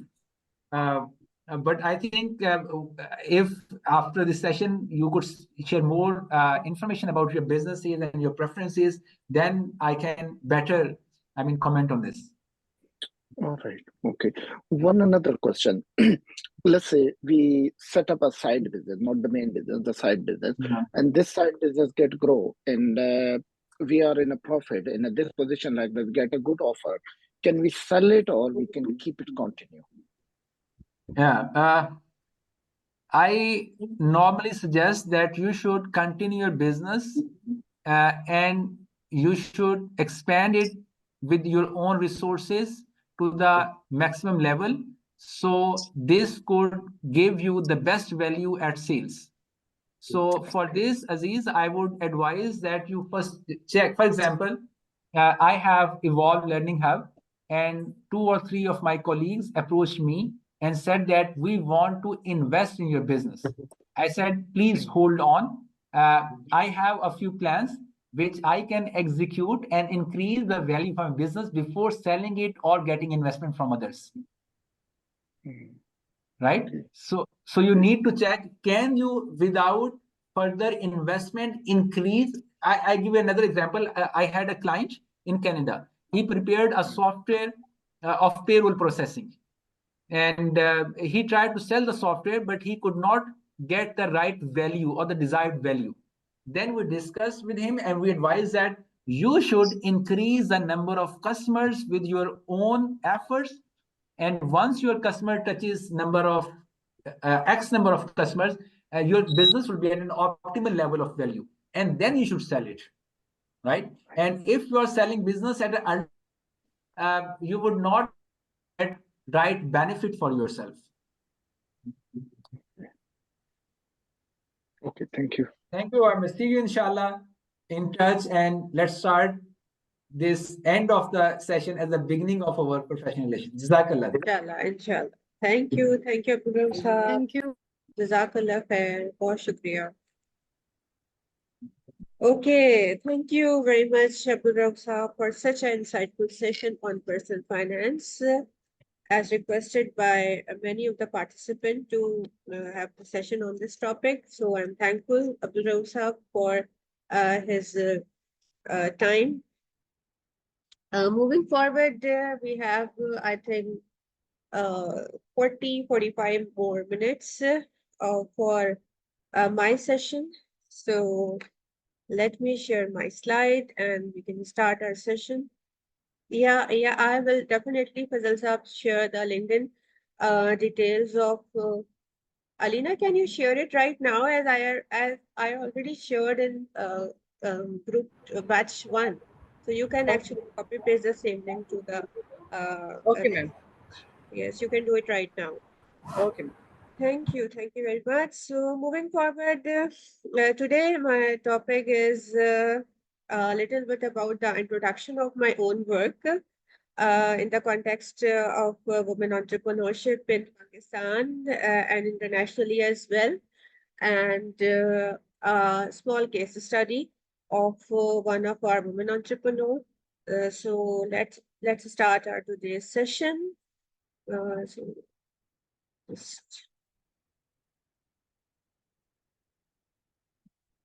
okay. All right.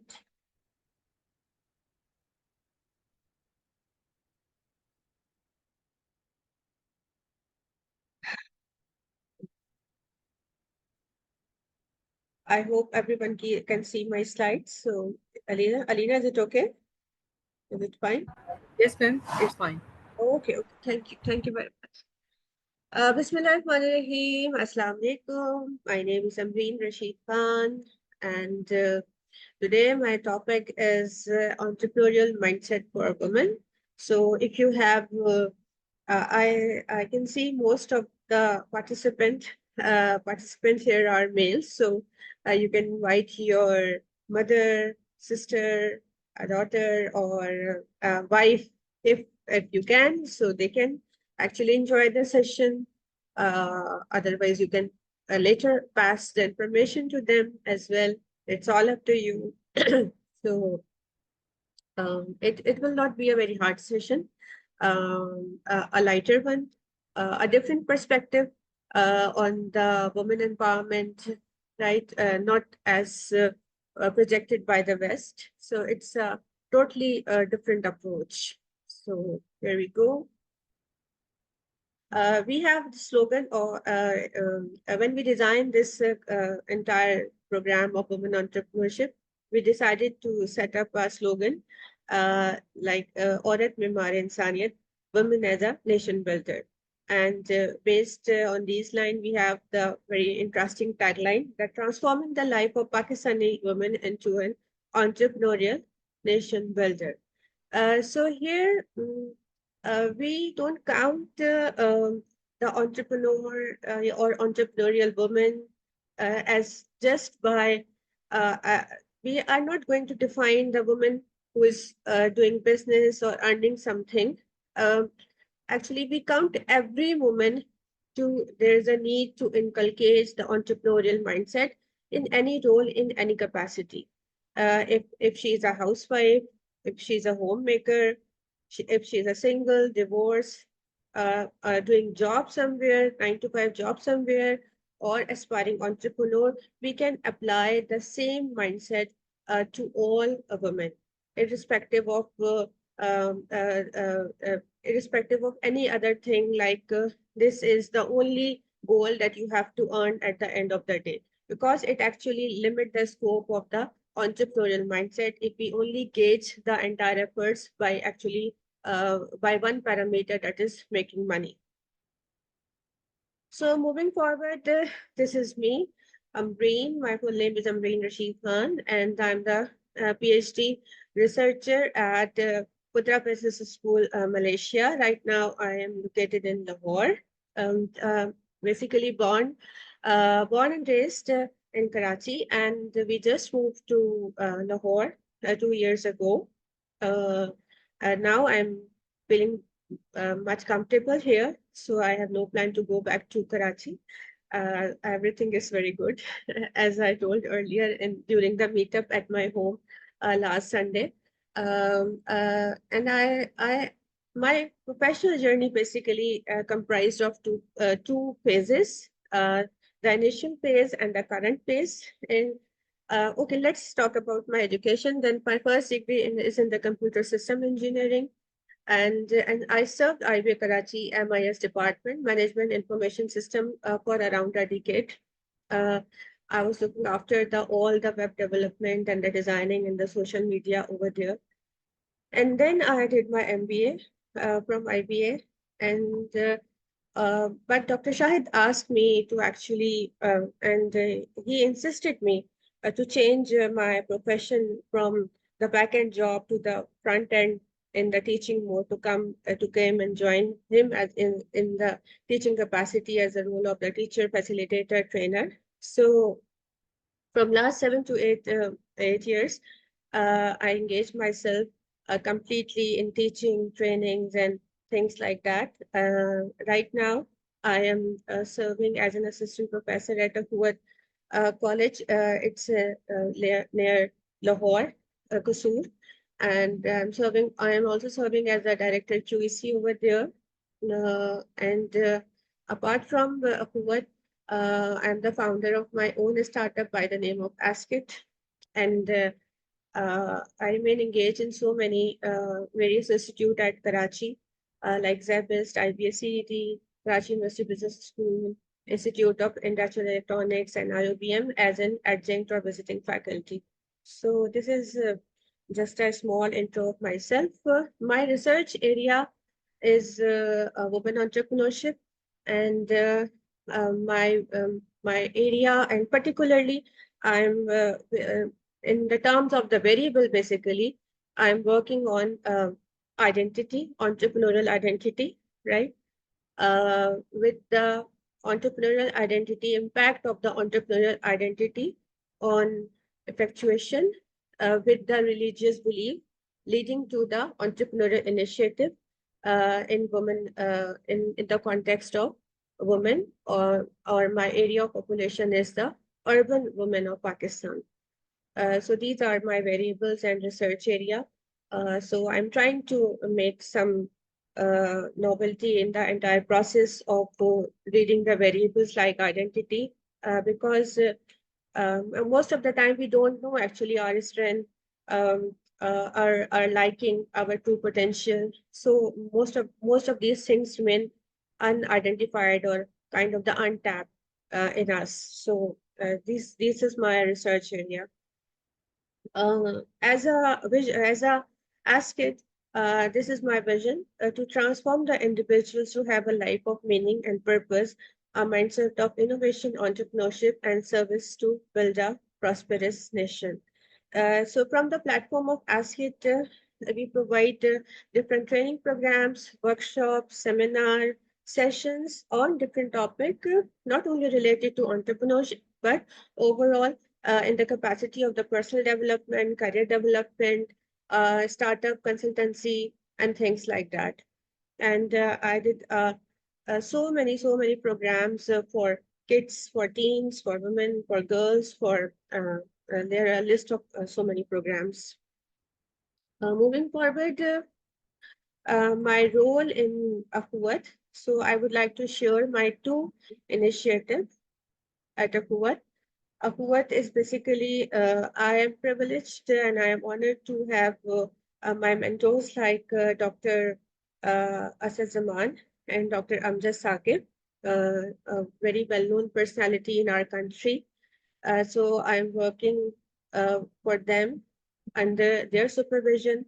So I am very lucky to have them as my mentors. And one of my project that I'm going to start at Akhuwat is the 5 days winter boot camp. This is a 5-day residential program. We will going to start it the coming December for less privileged community. This is absolutely free of cost. The most important thing I would like to share is apart from the all regular modules like the problem solving skills, English, maths, accounting, character building, I actually meticulously crafted 5 learning circles. I devised the pedagogy on 5 learning circles and name it as a Tarbiyati Halke learning circles with 5 different themes. That's a Fikre Iqbal, Fikre Talim wa Tarbiyat, Fikre Muash, Fikre Ummat, and Fikre After. That's a philosophy of Iqbal, philosophy of training and education, the philosophy of livelihood, the philosophy of Ummah, and the philosophy of life after death. So these are the learning circle because there is a dire need of all these things. There is a dire need to inculcate all these values in our youngster because I found them, most of the teenagers are these days are clueless, directionless, motivation, demotivated from the current situation of the country. So this is a need of the time to actually motivate them, to guide them. I know the circumstances of our country is not very much promising, but we have to stay here. We have no other options. So we have to actually energize them and motivate them to whatever we can actually do for them in our own personal capacities. One more program I would like to mention that we are going to launch a BBA under the School of Trinity Women Business School in next year in 2025-26. And this is once again a fully funded residential program. And this is different BBA program because we are going to opt Islami Tariqe Tijarat in it, a curriculum, a 3-volume curriculum designed by Maulana Suhail Saab, and he gifted us the entire curriculum, the entire volumes to Dr. Asad Zaman Sahab, with the promise that we are not going to charge a single penny from any student. Maulana Suhail Saab strictly asked us that do not commercialize my effort, and he put around 20 years of his life in making this curriculum, this Islami Tariqa Tijarat, 20 years with the top-notch researchers internationally and nationally. I am blessed actually to be the part of this initiative, and we are going to launch inshallah, in the coming year. So it will be a huge opportunity for me as well to learn a business from an entirely different perspective. So Allah Ms. bless Marine, him. Yes. I have a question here for my sister and my wife. So this kind of BBA program is in person, or it's kind of Allama Iqbal Open University, or like online? This is on campus, on site. We are going, Huat campus is in Qusur. It's around 40 kilometer away from Lahore, mainstream Lahore. Okay. We have a huge campus. You can see in the picture, this is a mosque inside the inside our campus. But one thing I would like to mention that this fully funded program is only for boys. For now, yes, for now. We have the girls' campus as well in Chakwal. Chakwal is near Islamabad. Maybe we are going to start a similar program to Chakwal for girls as well. But as I am in the Qusur, this is the boys' campus only. And it is. Are you also planning the distance learning program, or only it will be in future in person as well? Any plan for distance learning? Um, No, right now we don't have any plan for distance learning. I will ask Dr. Asad Zaman actually how to actually scale up this one of the unique kind of the program. As I told earlier that the higher ups asked us not to make money out of these efforts. This is purely for the prosperity of Ummah and for the young generation. So we will see how we can offer the similar program to others, not for the making money, but just for keeping the original essence of the entire program to work for the prosperity of Ummah.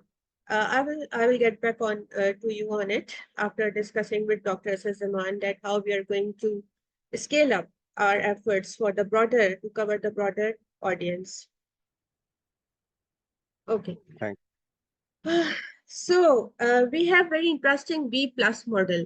B plus is basically a woman entrepreneurship plus model. So what is plus is all about? So our plus is basically these four beautiful ladies. About these four beautiful ladies, our plus is all about them. So the first lady is Hazrat Hajra alayhi salam, the wife of Ibrahim alayhi salam and mother of Ismail alayhi salam. The second lady is Asiya alayhi salam, foster mother of Musa. The third lady is Maryam alayhi salam, mother of Jesus. And the fourth lady is Khadija alayhi salam, wife of Muhammad, peace be upon him, sallallahu alaihi wasallam. So actually what we have learned from these remarkable ladies, there is something common among all of them. And what are the common things? You can see here. We studied their case studies, Hajra alayhi salam case study, what we learned from the entire story of the Ammi Hajra. We learned the resilience, we learned the perseverance, persistence, sacrifice, and the faith and trust in God, right? So she raises the son Ismail alayhi salam. When we see the story of Asiya alayhi salam, we found the similar characteristics. Once again, patience, perseverance, defied Pharaoh and accepted the truth, raises Moses. And the third, when we saw the story of the Maryam alayhi salam, we found that patience, perseverance, service, sacrifice, family, community, nation building. Once again, the similar traits actually we found among all the noble ladies. And the last but not the least, the Khadija, the wife of Muhammad, we found first one to believe, raised her kids, faith and trust in God, patience, perseverance, service, sacrifice, and family community. So we found the similar traits among all these great women. So based on these qualities, traits, and attributes and qualities, we designed very interesting model and we named it as the V plus model. We came up with this idea as a framework for our women entrepreneurship training.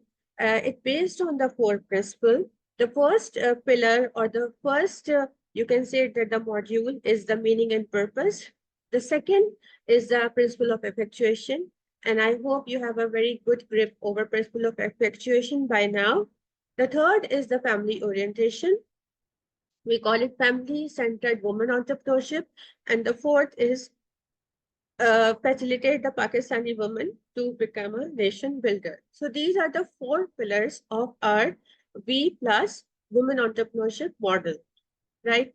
So as you can see here, we develop an indigenous means local. We develop an indigenous women entrepreneurship model which resonate with the culturally sensitive Pakistani context. So this is not the kind of the wave that women empowerment wave that this is my will and my body. We are totally against of that kind of the financial independence that actually the West is imposing on our women.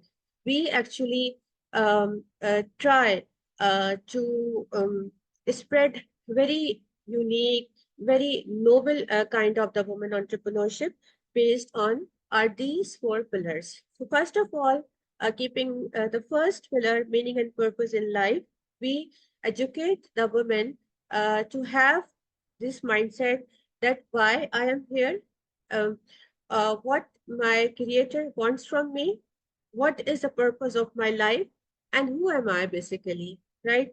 So before moving to any kind of the entrepreneurial activity, initiative, and any kind of the job and family and you name it, any kind of the action you are going to take in your life, first of all, the first and the foremost is know yourself, know your strength, know your creator, and you must actually have a very, very, very strong faith on Allah subhanahu wa ta'ala. And you must know the meanings of your life on this planet Earth. So this is the actually our first pillar. It gives us strength. It gives us resilience. It gives us the purpose. It gives us the self-efficacy. It gives us the motivation, the first pillar, right? So we usually educate women on these lines under the pillar of meaning and purpose. The second, already, I think you all are familiar with the principle of effectuation. So we teach them, we educate them on the 5 principles of effectuation by Sara Saraswati, like the bird in hand, affordable law, square principle, lemonade, pilot, effectual ask, and all these things. So and now after this pillar, a woman empowered actually feel woman feel herself empowered that yes, I can take certain and certain decision in my life. Basically, principle of effectuation, the synonym for the principle of effectuation is the decision making logic, right? It's a decision making logic. So you can apply, it's all up to you. Either you want to go for the effectuation or the causation. Both are the decision making logic. Means it is your thinking, it is your thinking before taking any action, right? So if you understand effectuation, now you're able to take a small step ahead for whatever career path you're opting, whether you want to go for the job as a 9 to 5 kind of the job, whether you want to start something on your own, helping your husband in the family business, or helping your father in your family business, or you want to have some plan for the investment, or you just want to have a stay-home mother or the homemaker. So you can apply these decision-making logic in every capacity, in every role. you are having.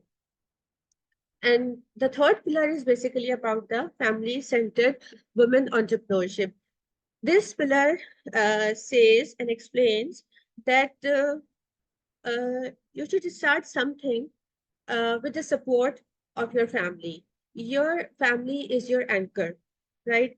So instead of seeking help from the outside world and rely on any stranger or any anonymous person or seeking help from external world, you have to take help, advice, consultancy, support from your immediate family as a first step, right? So why we are saying all this thing? Because we want to actually secure our women, as you know, that the woman is more vulnerable for the outer world. So we want the woman take a very secure step, keeping the calculated risk in mind, and seek towards her family members for any kind of the help in terms of the finance, in terms of the networking, in terms of any other capacity a family can provide. So this is the family-centered entrepreneurship pillar. And the last, okay, now you have effectuation in your mind. Now you have a very clear purpose of your life. Now you can see, you can count your family member in whatever you are doing. Then, as a last pillar, as a nation builder, you must have in your mind that you are here not to actually earn for your own self. If you are actually making some money, or if you have something in your hand, any kind of the capital, you need to actually think beyond yourself. If you have financial capital, intellectual capital, emotional capital, whatever capital you have, uh, or you have any kind of the asset, to try to actually share your expertise, your skills, your money, your ilm nafe. That's a concept of the ilm nafe. Try to share with your community, with your sister, in the society, and take some part for the betterment of the overall society, for the uplifting of the overall society. Do not think that this is my money, this is my hard-earned money, I want to keep it myself, this is for my husband, this is for my kids, and I don't want to share with anyone. No, don't think like this. Um, you need to actually open up your perspective, and you need to think for others as well. So this is the entire model of the V plus model. So we train around, I think, more than 1,000 of the women across Pakistan in all major cities like Lahore, Quetta, Peshawar, Chakwal, and I can show you the map. So this is our women entrepreneurship model. Sara Saraswati presented this effectuation theory, and most of the people actually in this group must know about it. So I would suggest one thing. As you can see in the right hand picture, we have certain means in our hand, and we label as M1, M2, M3, M4, up to Mn. So we have a set of resources, right? These are the resources we already have in her hand, and we don't need to actually buy these resources from the outer world. This we already possess, you can say that. So start thinking on the line that you can see the arrow, the red, yellow, blue, green arrow. These are the imagined ends. So I would suggest to start, if you have, if any of the women has an idea in her mind, or not only women and men also. So start something, doing 2 or 3 tasks at a time. 2 or 3, set up 2 or 3 goals, at least 2 goals in your mind, and start working on these ideas. So it will actually, maybe the one idea will perform on an average, the one will be above average, and the third will be below average. So it's my personal opinion that you can, if you have certain and certain means in your hand, you can start, because at this age of 30s and 40s, in the early age, in the age of 18 and 19 and 20, we ask the girls and the boys to work on only one idea. But as we grow, as we mature, so we suggest to you can have a two, you can start working on the 2-3 ideas simultaneously, because of the age, because of the experience, because of the exposure, because of the resources in hand. So this is just my suggestion. It's up to you. Okay, so based on this V plus model, I designed a very interesting training program. This is the 3 days training program for mothers.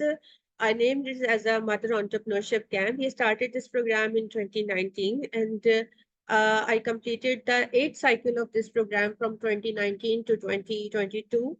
And in COVID, we went online, so we renamed it Global Mother Entrepreneurship Camp, based on our B plus model. And because of the novelty of the entire program and the pedagogy and the content, we received a very prestigious award from the USSB. You can see my slide. IB Karachi Women Entrepreneurship Program declared 2017 Outstanding Specialty Entrepreneurship Program. This is our award number 1, right? And in 2021, we won once again the same award twice, and it's Excellence in Entrepreneurship, Innovation and Pedagogy Award for our Global Mother Entrepreneurship Camp. So this is once again, it's really a very big honor for myself and for Dr. Shahid Qureshi as well, that we won, and there are so many competition actually, but they gave us the prize and the award based on the novelty, based on the our indigenous approach to teach and to train our mothers and the women on these lines that are not confrontational with the male male, you can say that the male partners, because the Western ideology is to confront, is actually leading towards a confrontation that's maybe lead to the unrest kind of the thing in the family and things like that. So we avoid all these things. So these are my 8 programs. I designed the logos and the themes. We linked the every season camp with the theme of the season, like it is in winter, it is in autumn, it is in summer. So I think women are more towards the colors, towards the flowers. So I designed all these things. So it was a very good experience at IB Karachi. And now we are actually thinking to resume or relaunch the same program once again under season 9. So let's see, maybe after this GCI, we will launch its season 9. Let's see. Just a month ago, I completed a 1-month series on women empowerment for the Tech Girl Society in Malaysia, and covered the 4 modules on followership, personal finance, creative mindset, and leadership. These are some glimpses of what we have done so far in the capacity of the women entrepreneurship. This is one-day workshop I covered in Gujranwala last month.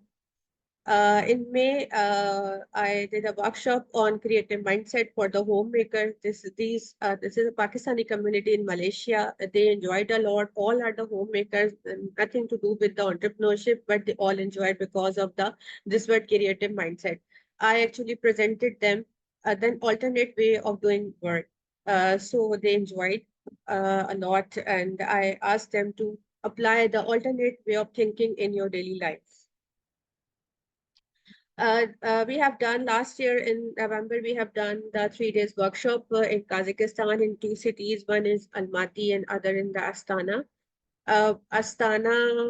Almaty is very friendly city, and Astana is the kind of the Islamabad, is a federal, I think, capital of Kazakhstan. So the you can see in the picture, the women are the actually trainers. So this is the training of the trainer program.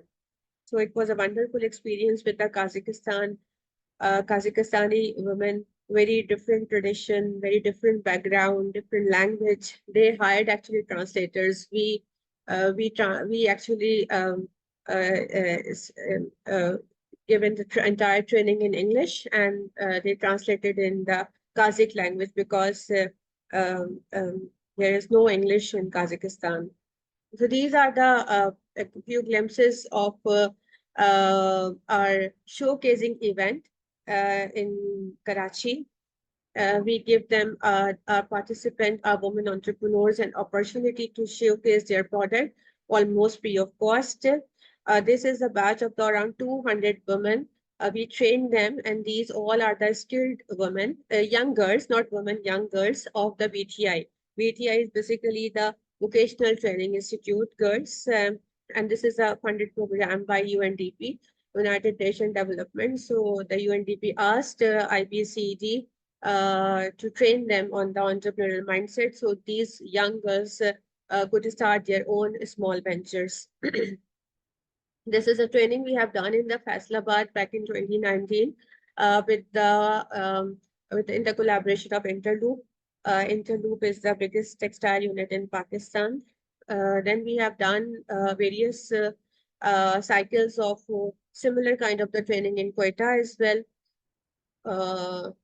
So these are the glimpses. This is the training held at Lahore in Idara Noor of Dr. Bharat Hashmi Saiba, sister Negat Hashmi Saiba. Yes, we have done 2 days workshop over there.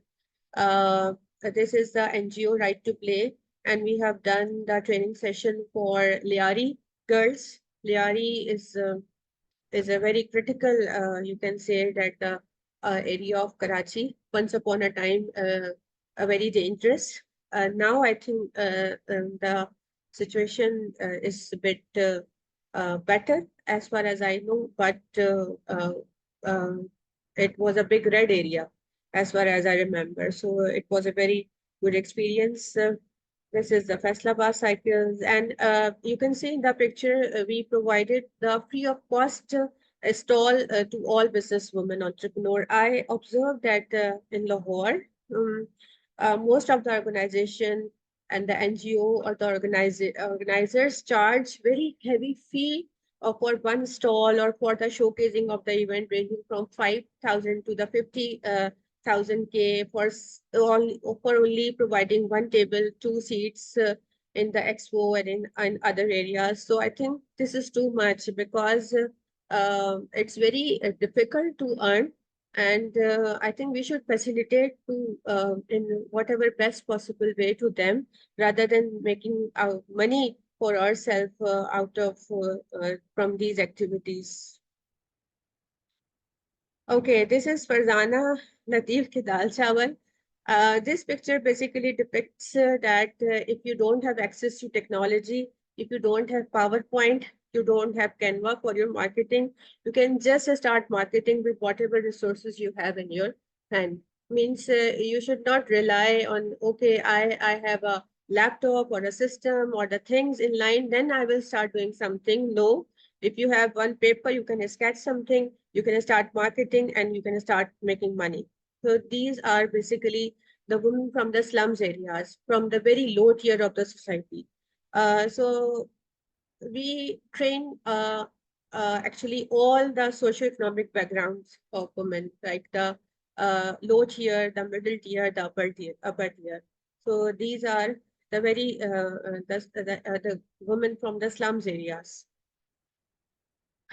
So these are some graduation ceremonies and so many things. So we have done training in Quetta, Lahore, Faisalabad, Gujranwala, Chakpal, Karachi, and Peshawar.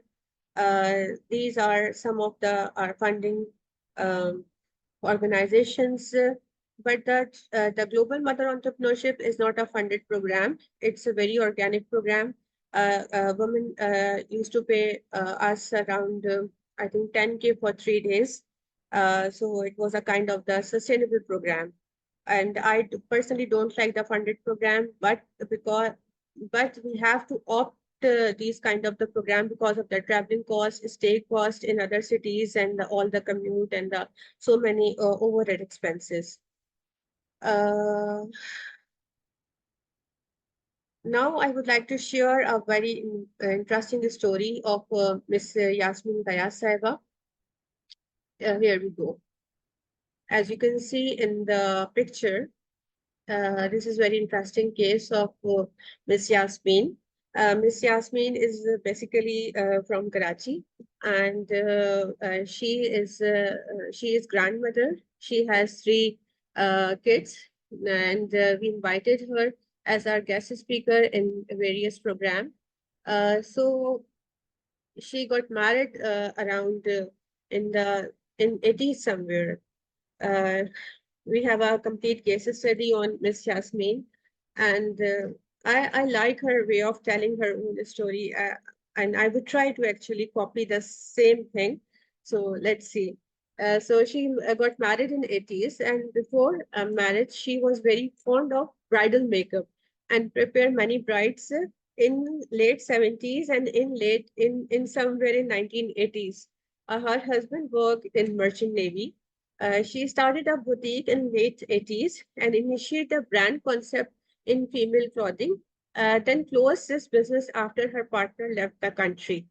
So she said that it was my successful closure of business. Then it was a time of mid-90s. McDonald's arrived in Pakistan, and she participated in the exhibition of dry floral decor at some places at rooftop.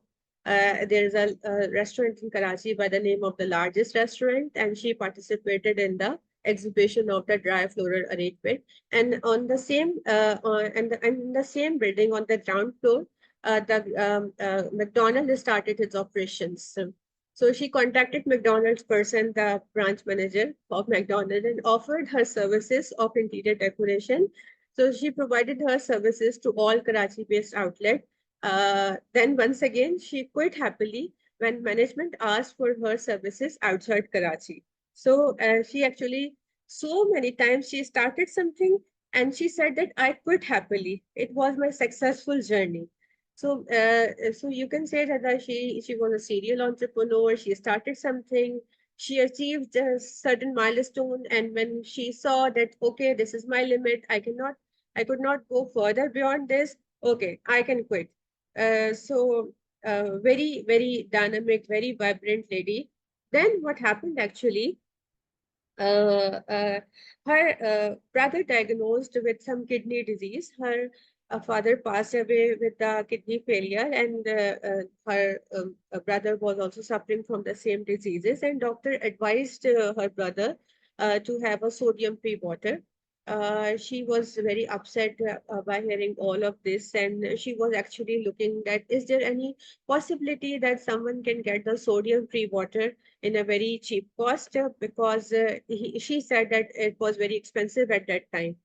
She experimented something in her own kitchen. And what was that experiment? To my surprise, that she read the book of her daughter, 9th class chemistry book, and she read the topic of water purification. And she took the help from her husband on how to purify the water, how to remove the sodium from the water. And luckily, her husband was a marine, was serving in the merchant navy, and he supported her um in getting things done. So she set up a very small setup in her own kitchen of, and she start a small plant of the water purification process in her own basement. And her husband actually supported a lot in the entire journey. So she learned with the passage of time how to purify the water, and she came up with a very interesting formula a chemical composition of the mineral water, which is almost at par with the composition of the mineral water of Aquafina and the Nestle. We have like the big giants. So she applied so many regulatory authority and the licensing authority in Karachi, PSQCA and things like that. And then she got approval from all the regulatory authority for this business. And then she started her mineral water business somewhere in mid of the 2000.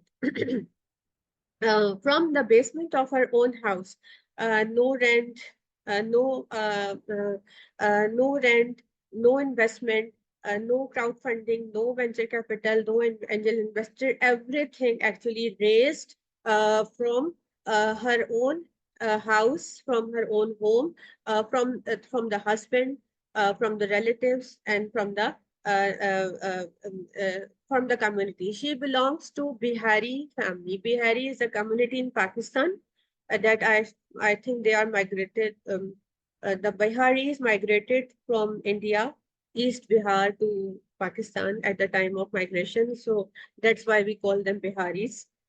So she named her brand as Bihari's mineral water, a fusion of, you can say that the West and the East, Biharis, she named after her caste, and she started distribution this mineral water to her community. Her community supported a lot because in these communities, people tend to support each other for their businesses. Then she drove a Sharos truck on her own. She hired a driver. Uh, and her husband got retirement from the merchant navy, and her husband joined her venture full time and supported her thoroughly and the couple actually enjoyed the whole entrepreneurial journey with each other.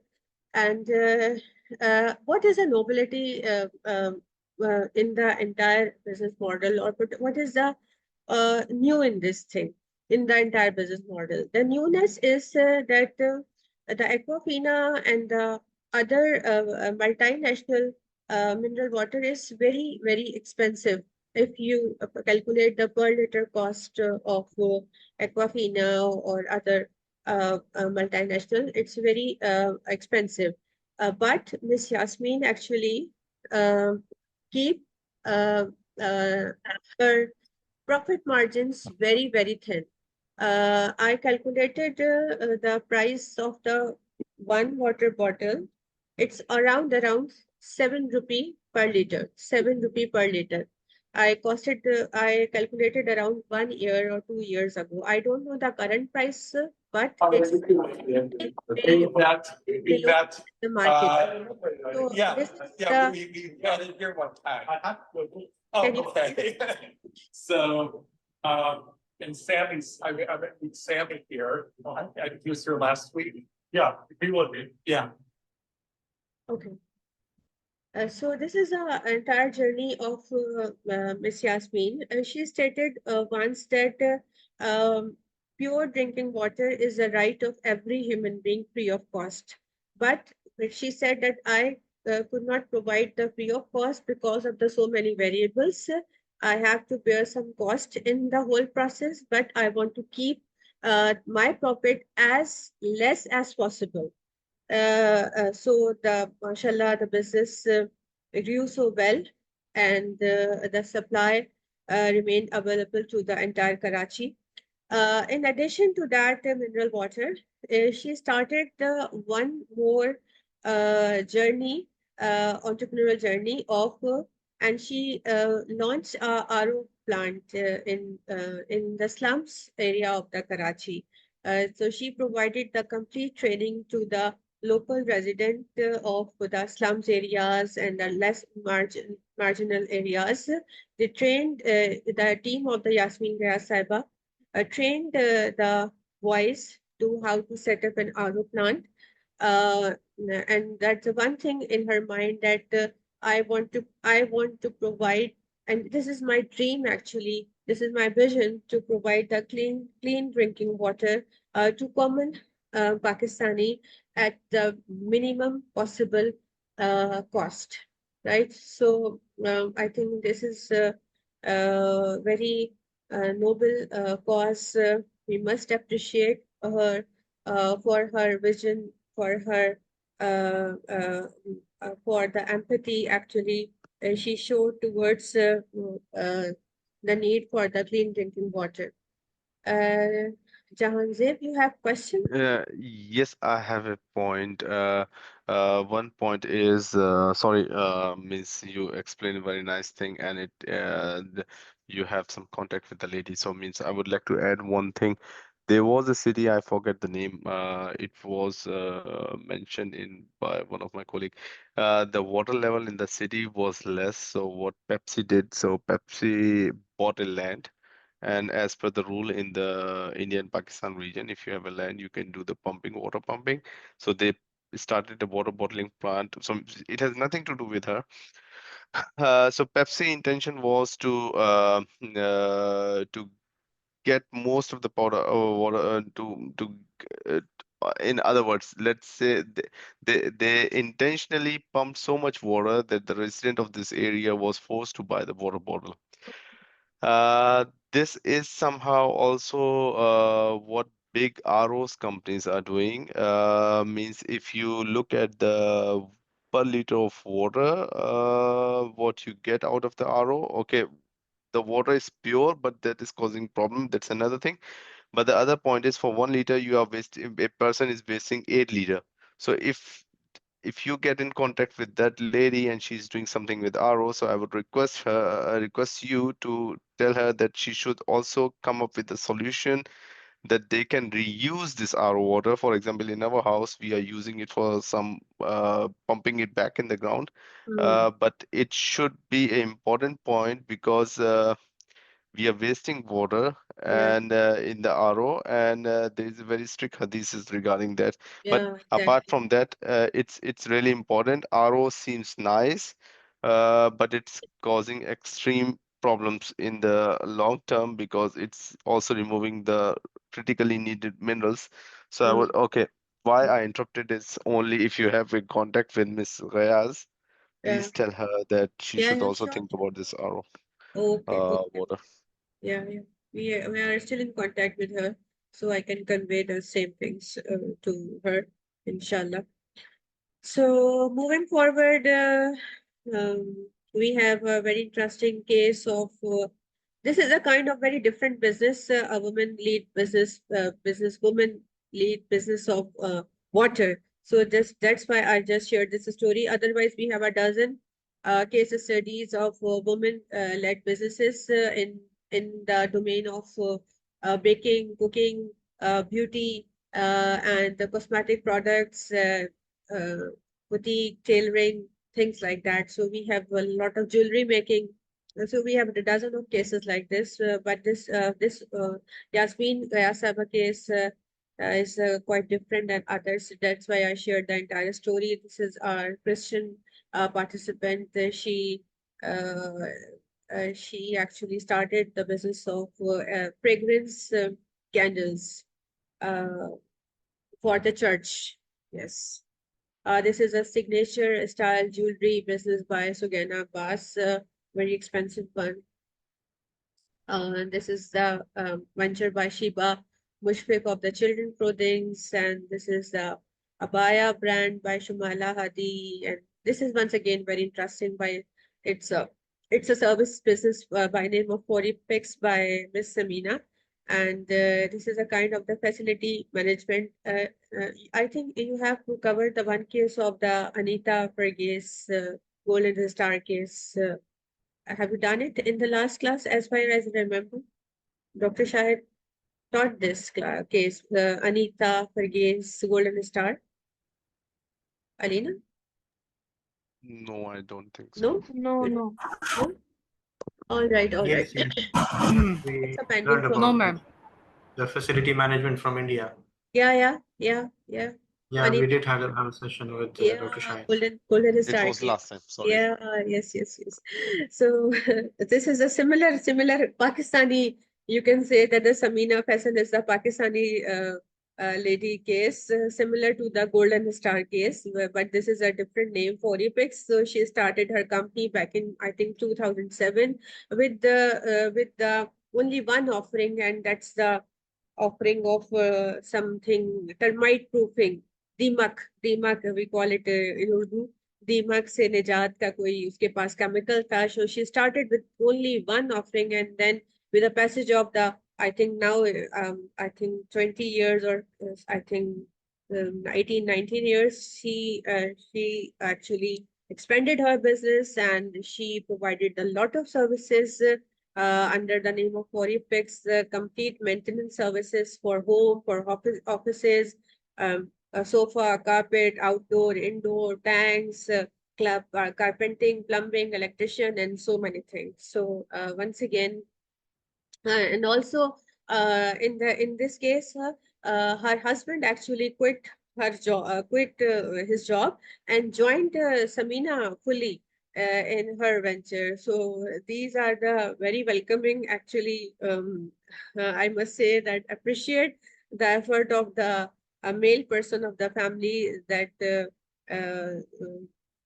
the men actually joined the wife firm in any capacity. So this is the beauty of the third pillar, actually reflect the same thing as I stated earlier. So we have okay. So this is I think that's all from my end, and I hope you enjoyed the entire session with me, the women entrepreneurship stories, and our B plus model. If you have anything else in your mind, if you need any kind of the advice, consultation regarding women entrepreneurship, or if you want any other session, customized design for the women, for the females, for the girls, you can drop a message. I can share my number, and we in the batch 2, I got the request to have the session on self-discovery. So one participant asked me to have the session on the self-discovery because my research area is identity, self-identity. So it's similar to the self-discovery kind of the process, because entrepreneurs are very restless souls. They are not conventional by thoughts. They are restless. They tend to do something, one thing and or another thing all the time.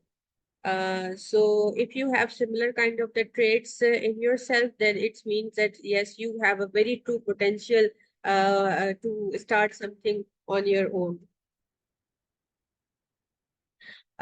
This is my number, 0344. I don't know, I'm not able to send it. Okay, Alina can actually share it.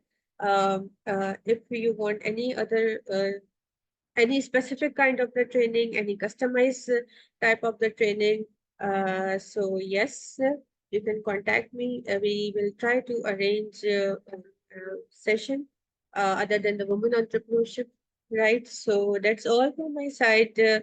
Batch 1 participant, have a great evening, and this is me signing off. If you have any question, you can ask.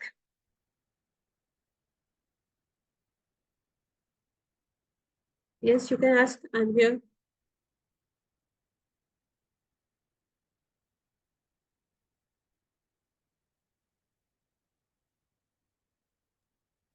Ma'am, currently, are you dealing with any on brand despite of this ASQIT? Any other brand? Yes. A brand of what kind of the brand? Like Any product startup, product-based startup? startup? Yes. No, I don't have any product startup right now, but I will launch one product line soon by the next year, and it's a surprise. Inshallah. Right now, I have services. Okay, let us know about that too. Yes, All yes. the best. Yes, I yes. have a question, ma'am. These entrepreneurship programs for women, do you have like online workshops also, or it's all on campus or on? Yes. Yes, GMAC is also a global program, Global Mother Entrepreneurship Camp, and the women from UAE, from Saudi Arabia, from France, and participated in our program. So yes, it will be an online program if we are going to launch it in the next coming few months. So it will be online. You can join. Yeah, if you I mean, could your just wife or the mom will let us know when it's planned for, so maybe I can, ask for my daughters, maybe they can join. Sure, why not? Why not? And Okay, Ms. Ambreen, one question. What is the timing of this? Like how many hours per day? 3 hours per day for 5 days. Means altogether 15 hours. Okay, so like it's in English or it's in Urdu?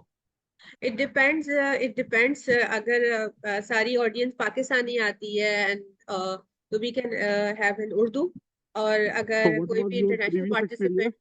आ जाता है तो फिर previous experience में उर्दू में था, या मतलब कि जो पास्ट में ज्यादा पाकिस्तानी थी all community? Pakistanis, all Pakistani, 100% Pakistani. Okay. Yes. So where we can see the information when your next program is coming? I think this in this group we will announce. We will share the poster, and you can contact, because ये groups तो हमेशा रहेंगे. We are not going to close these group of batch 1 and batch 2. This is a lifetime actually, the network and the community we have just established, inshallah. So we will share the future information in these group. So inshallah, keep in touch, keep in contact with each other. Okay. Okay. Thank you. Thank you very much. All of you. Thank you. Okay. Hafiz. Allah Thank you. Hafiz. Allah Hafiz. Assalamu alaikum. Walaikum.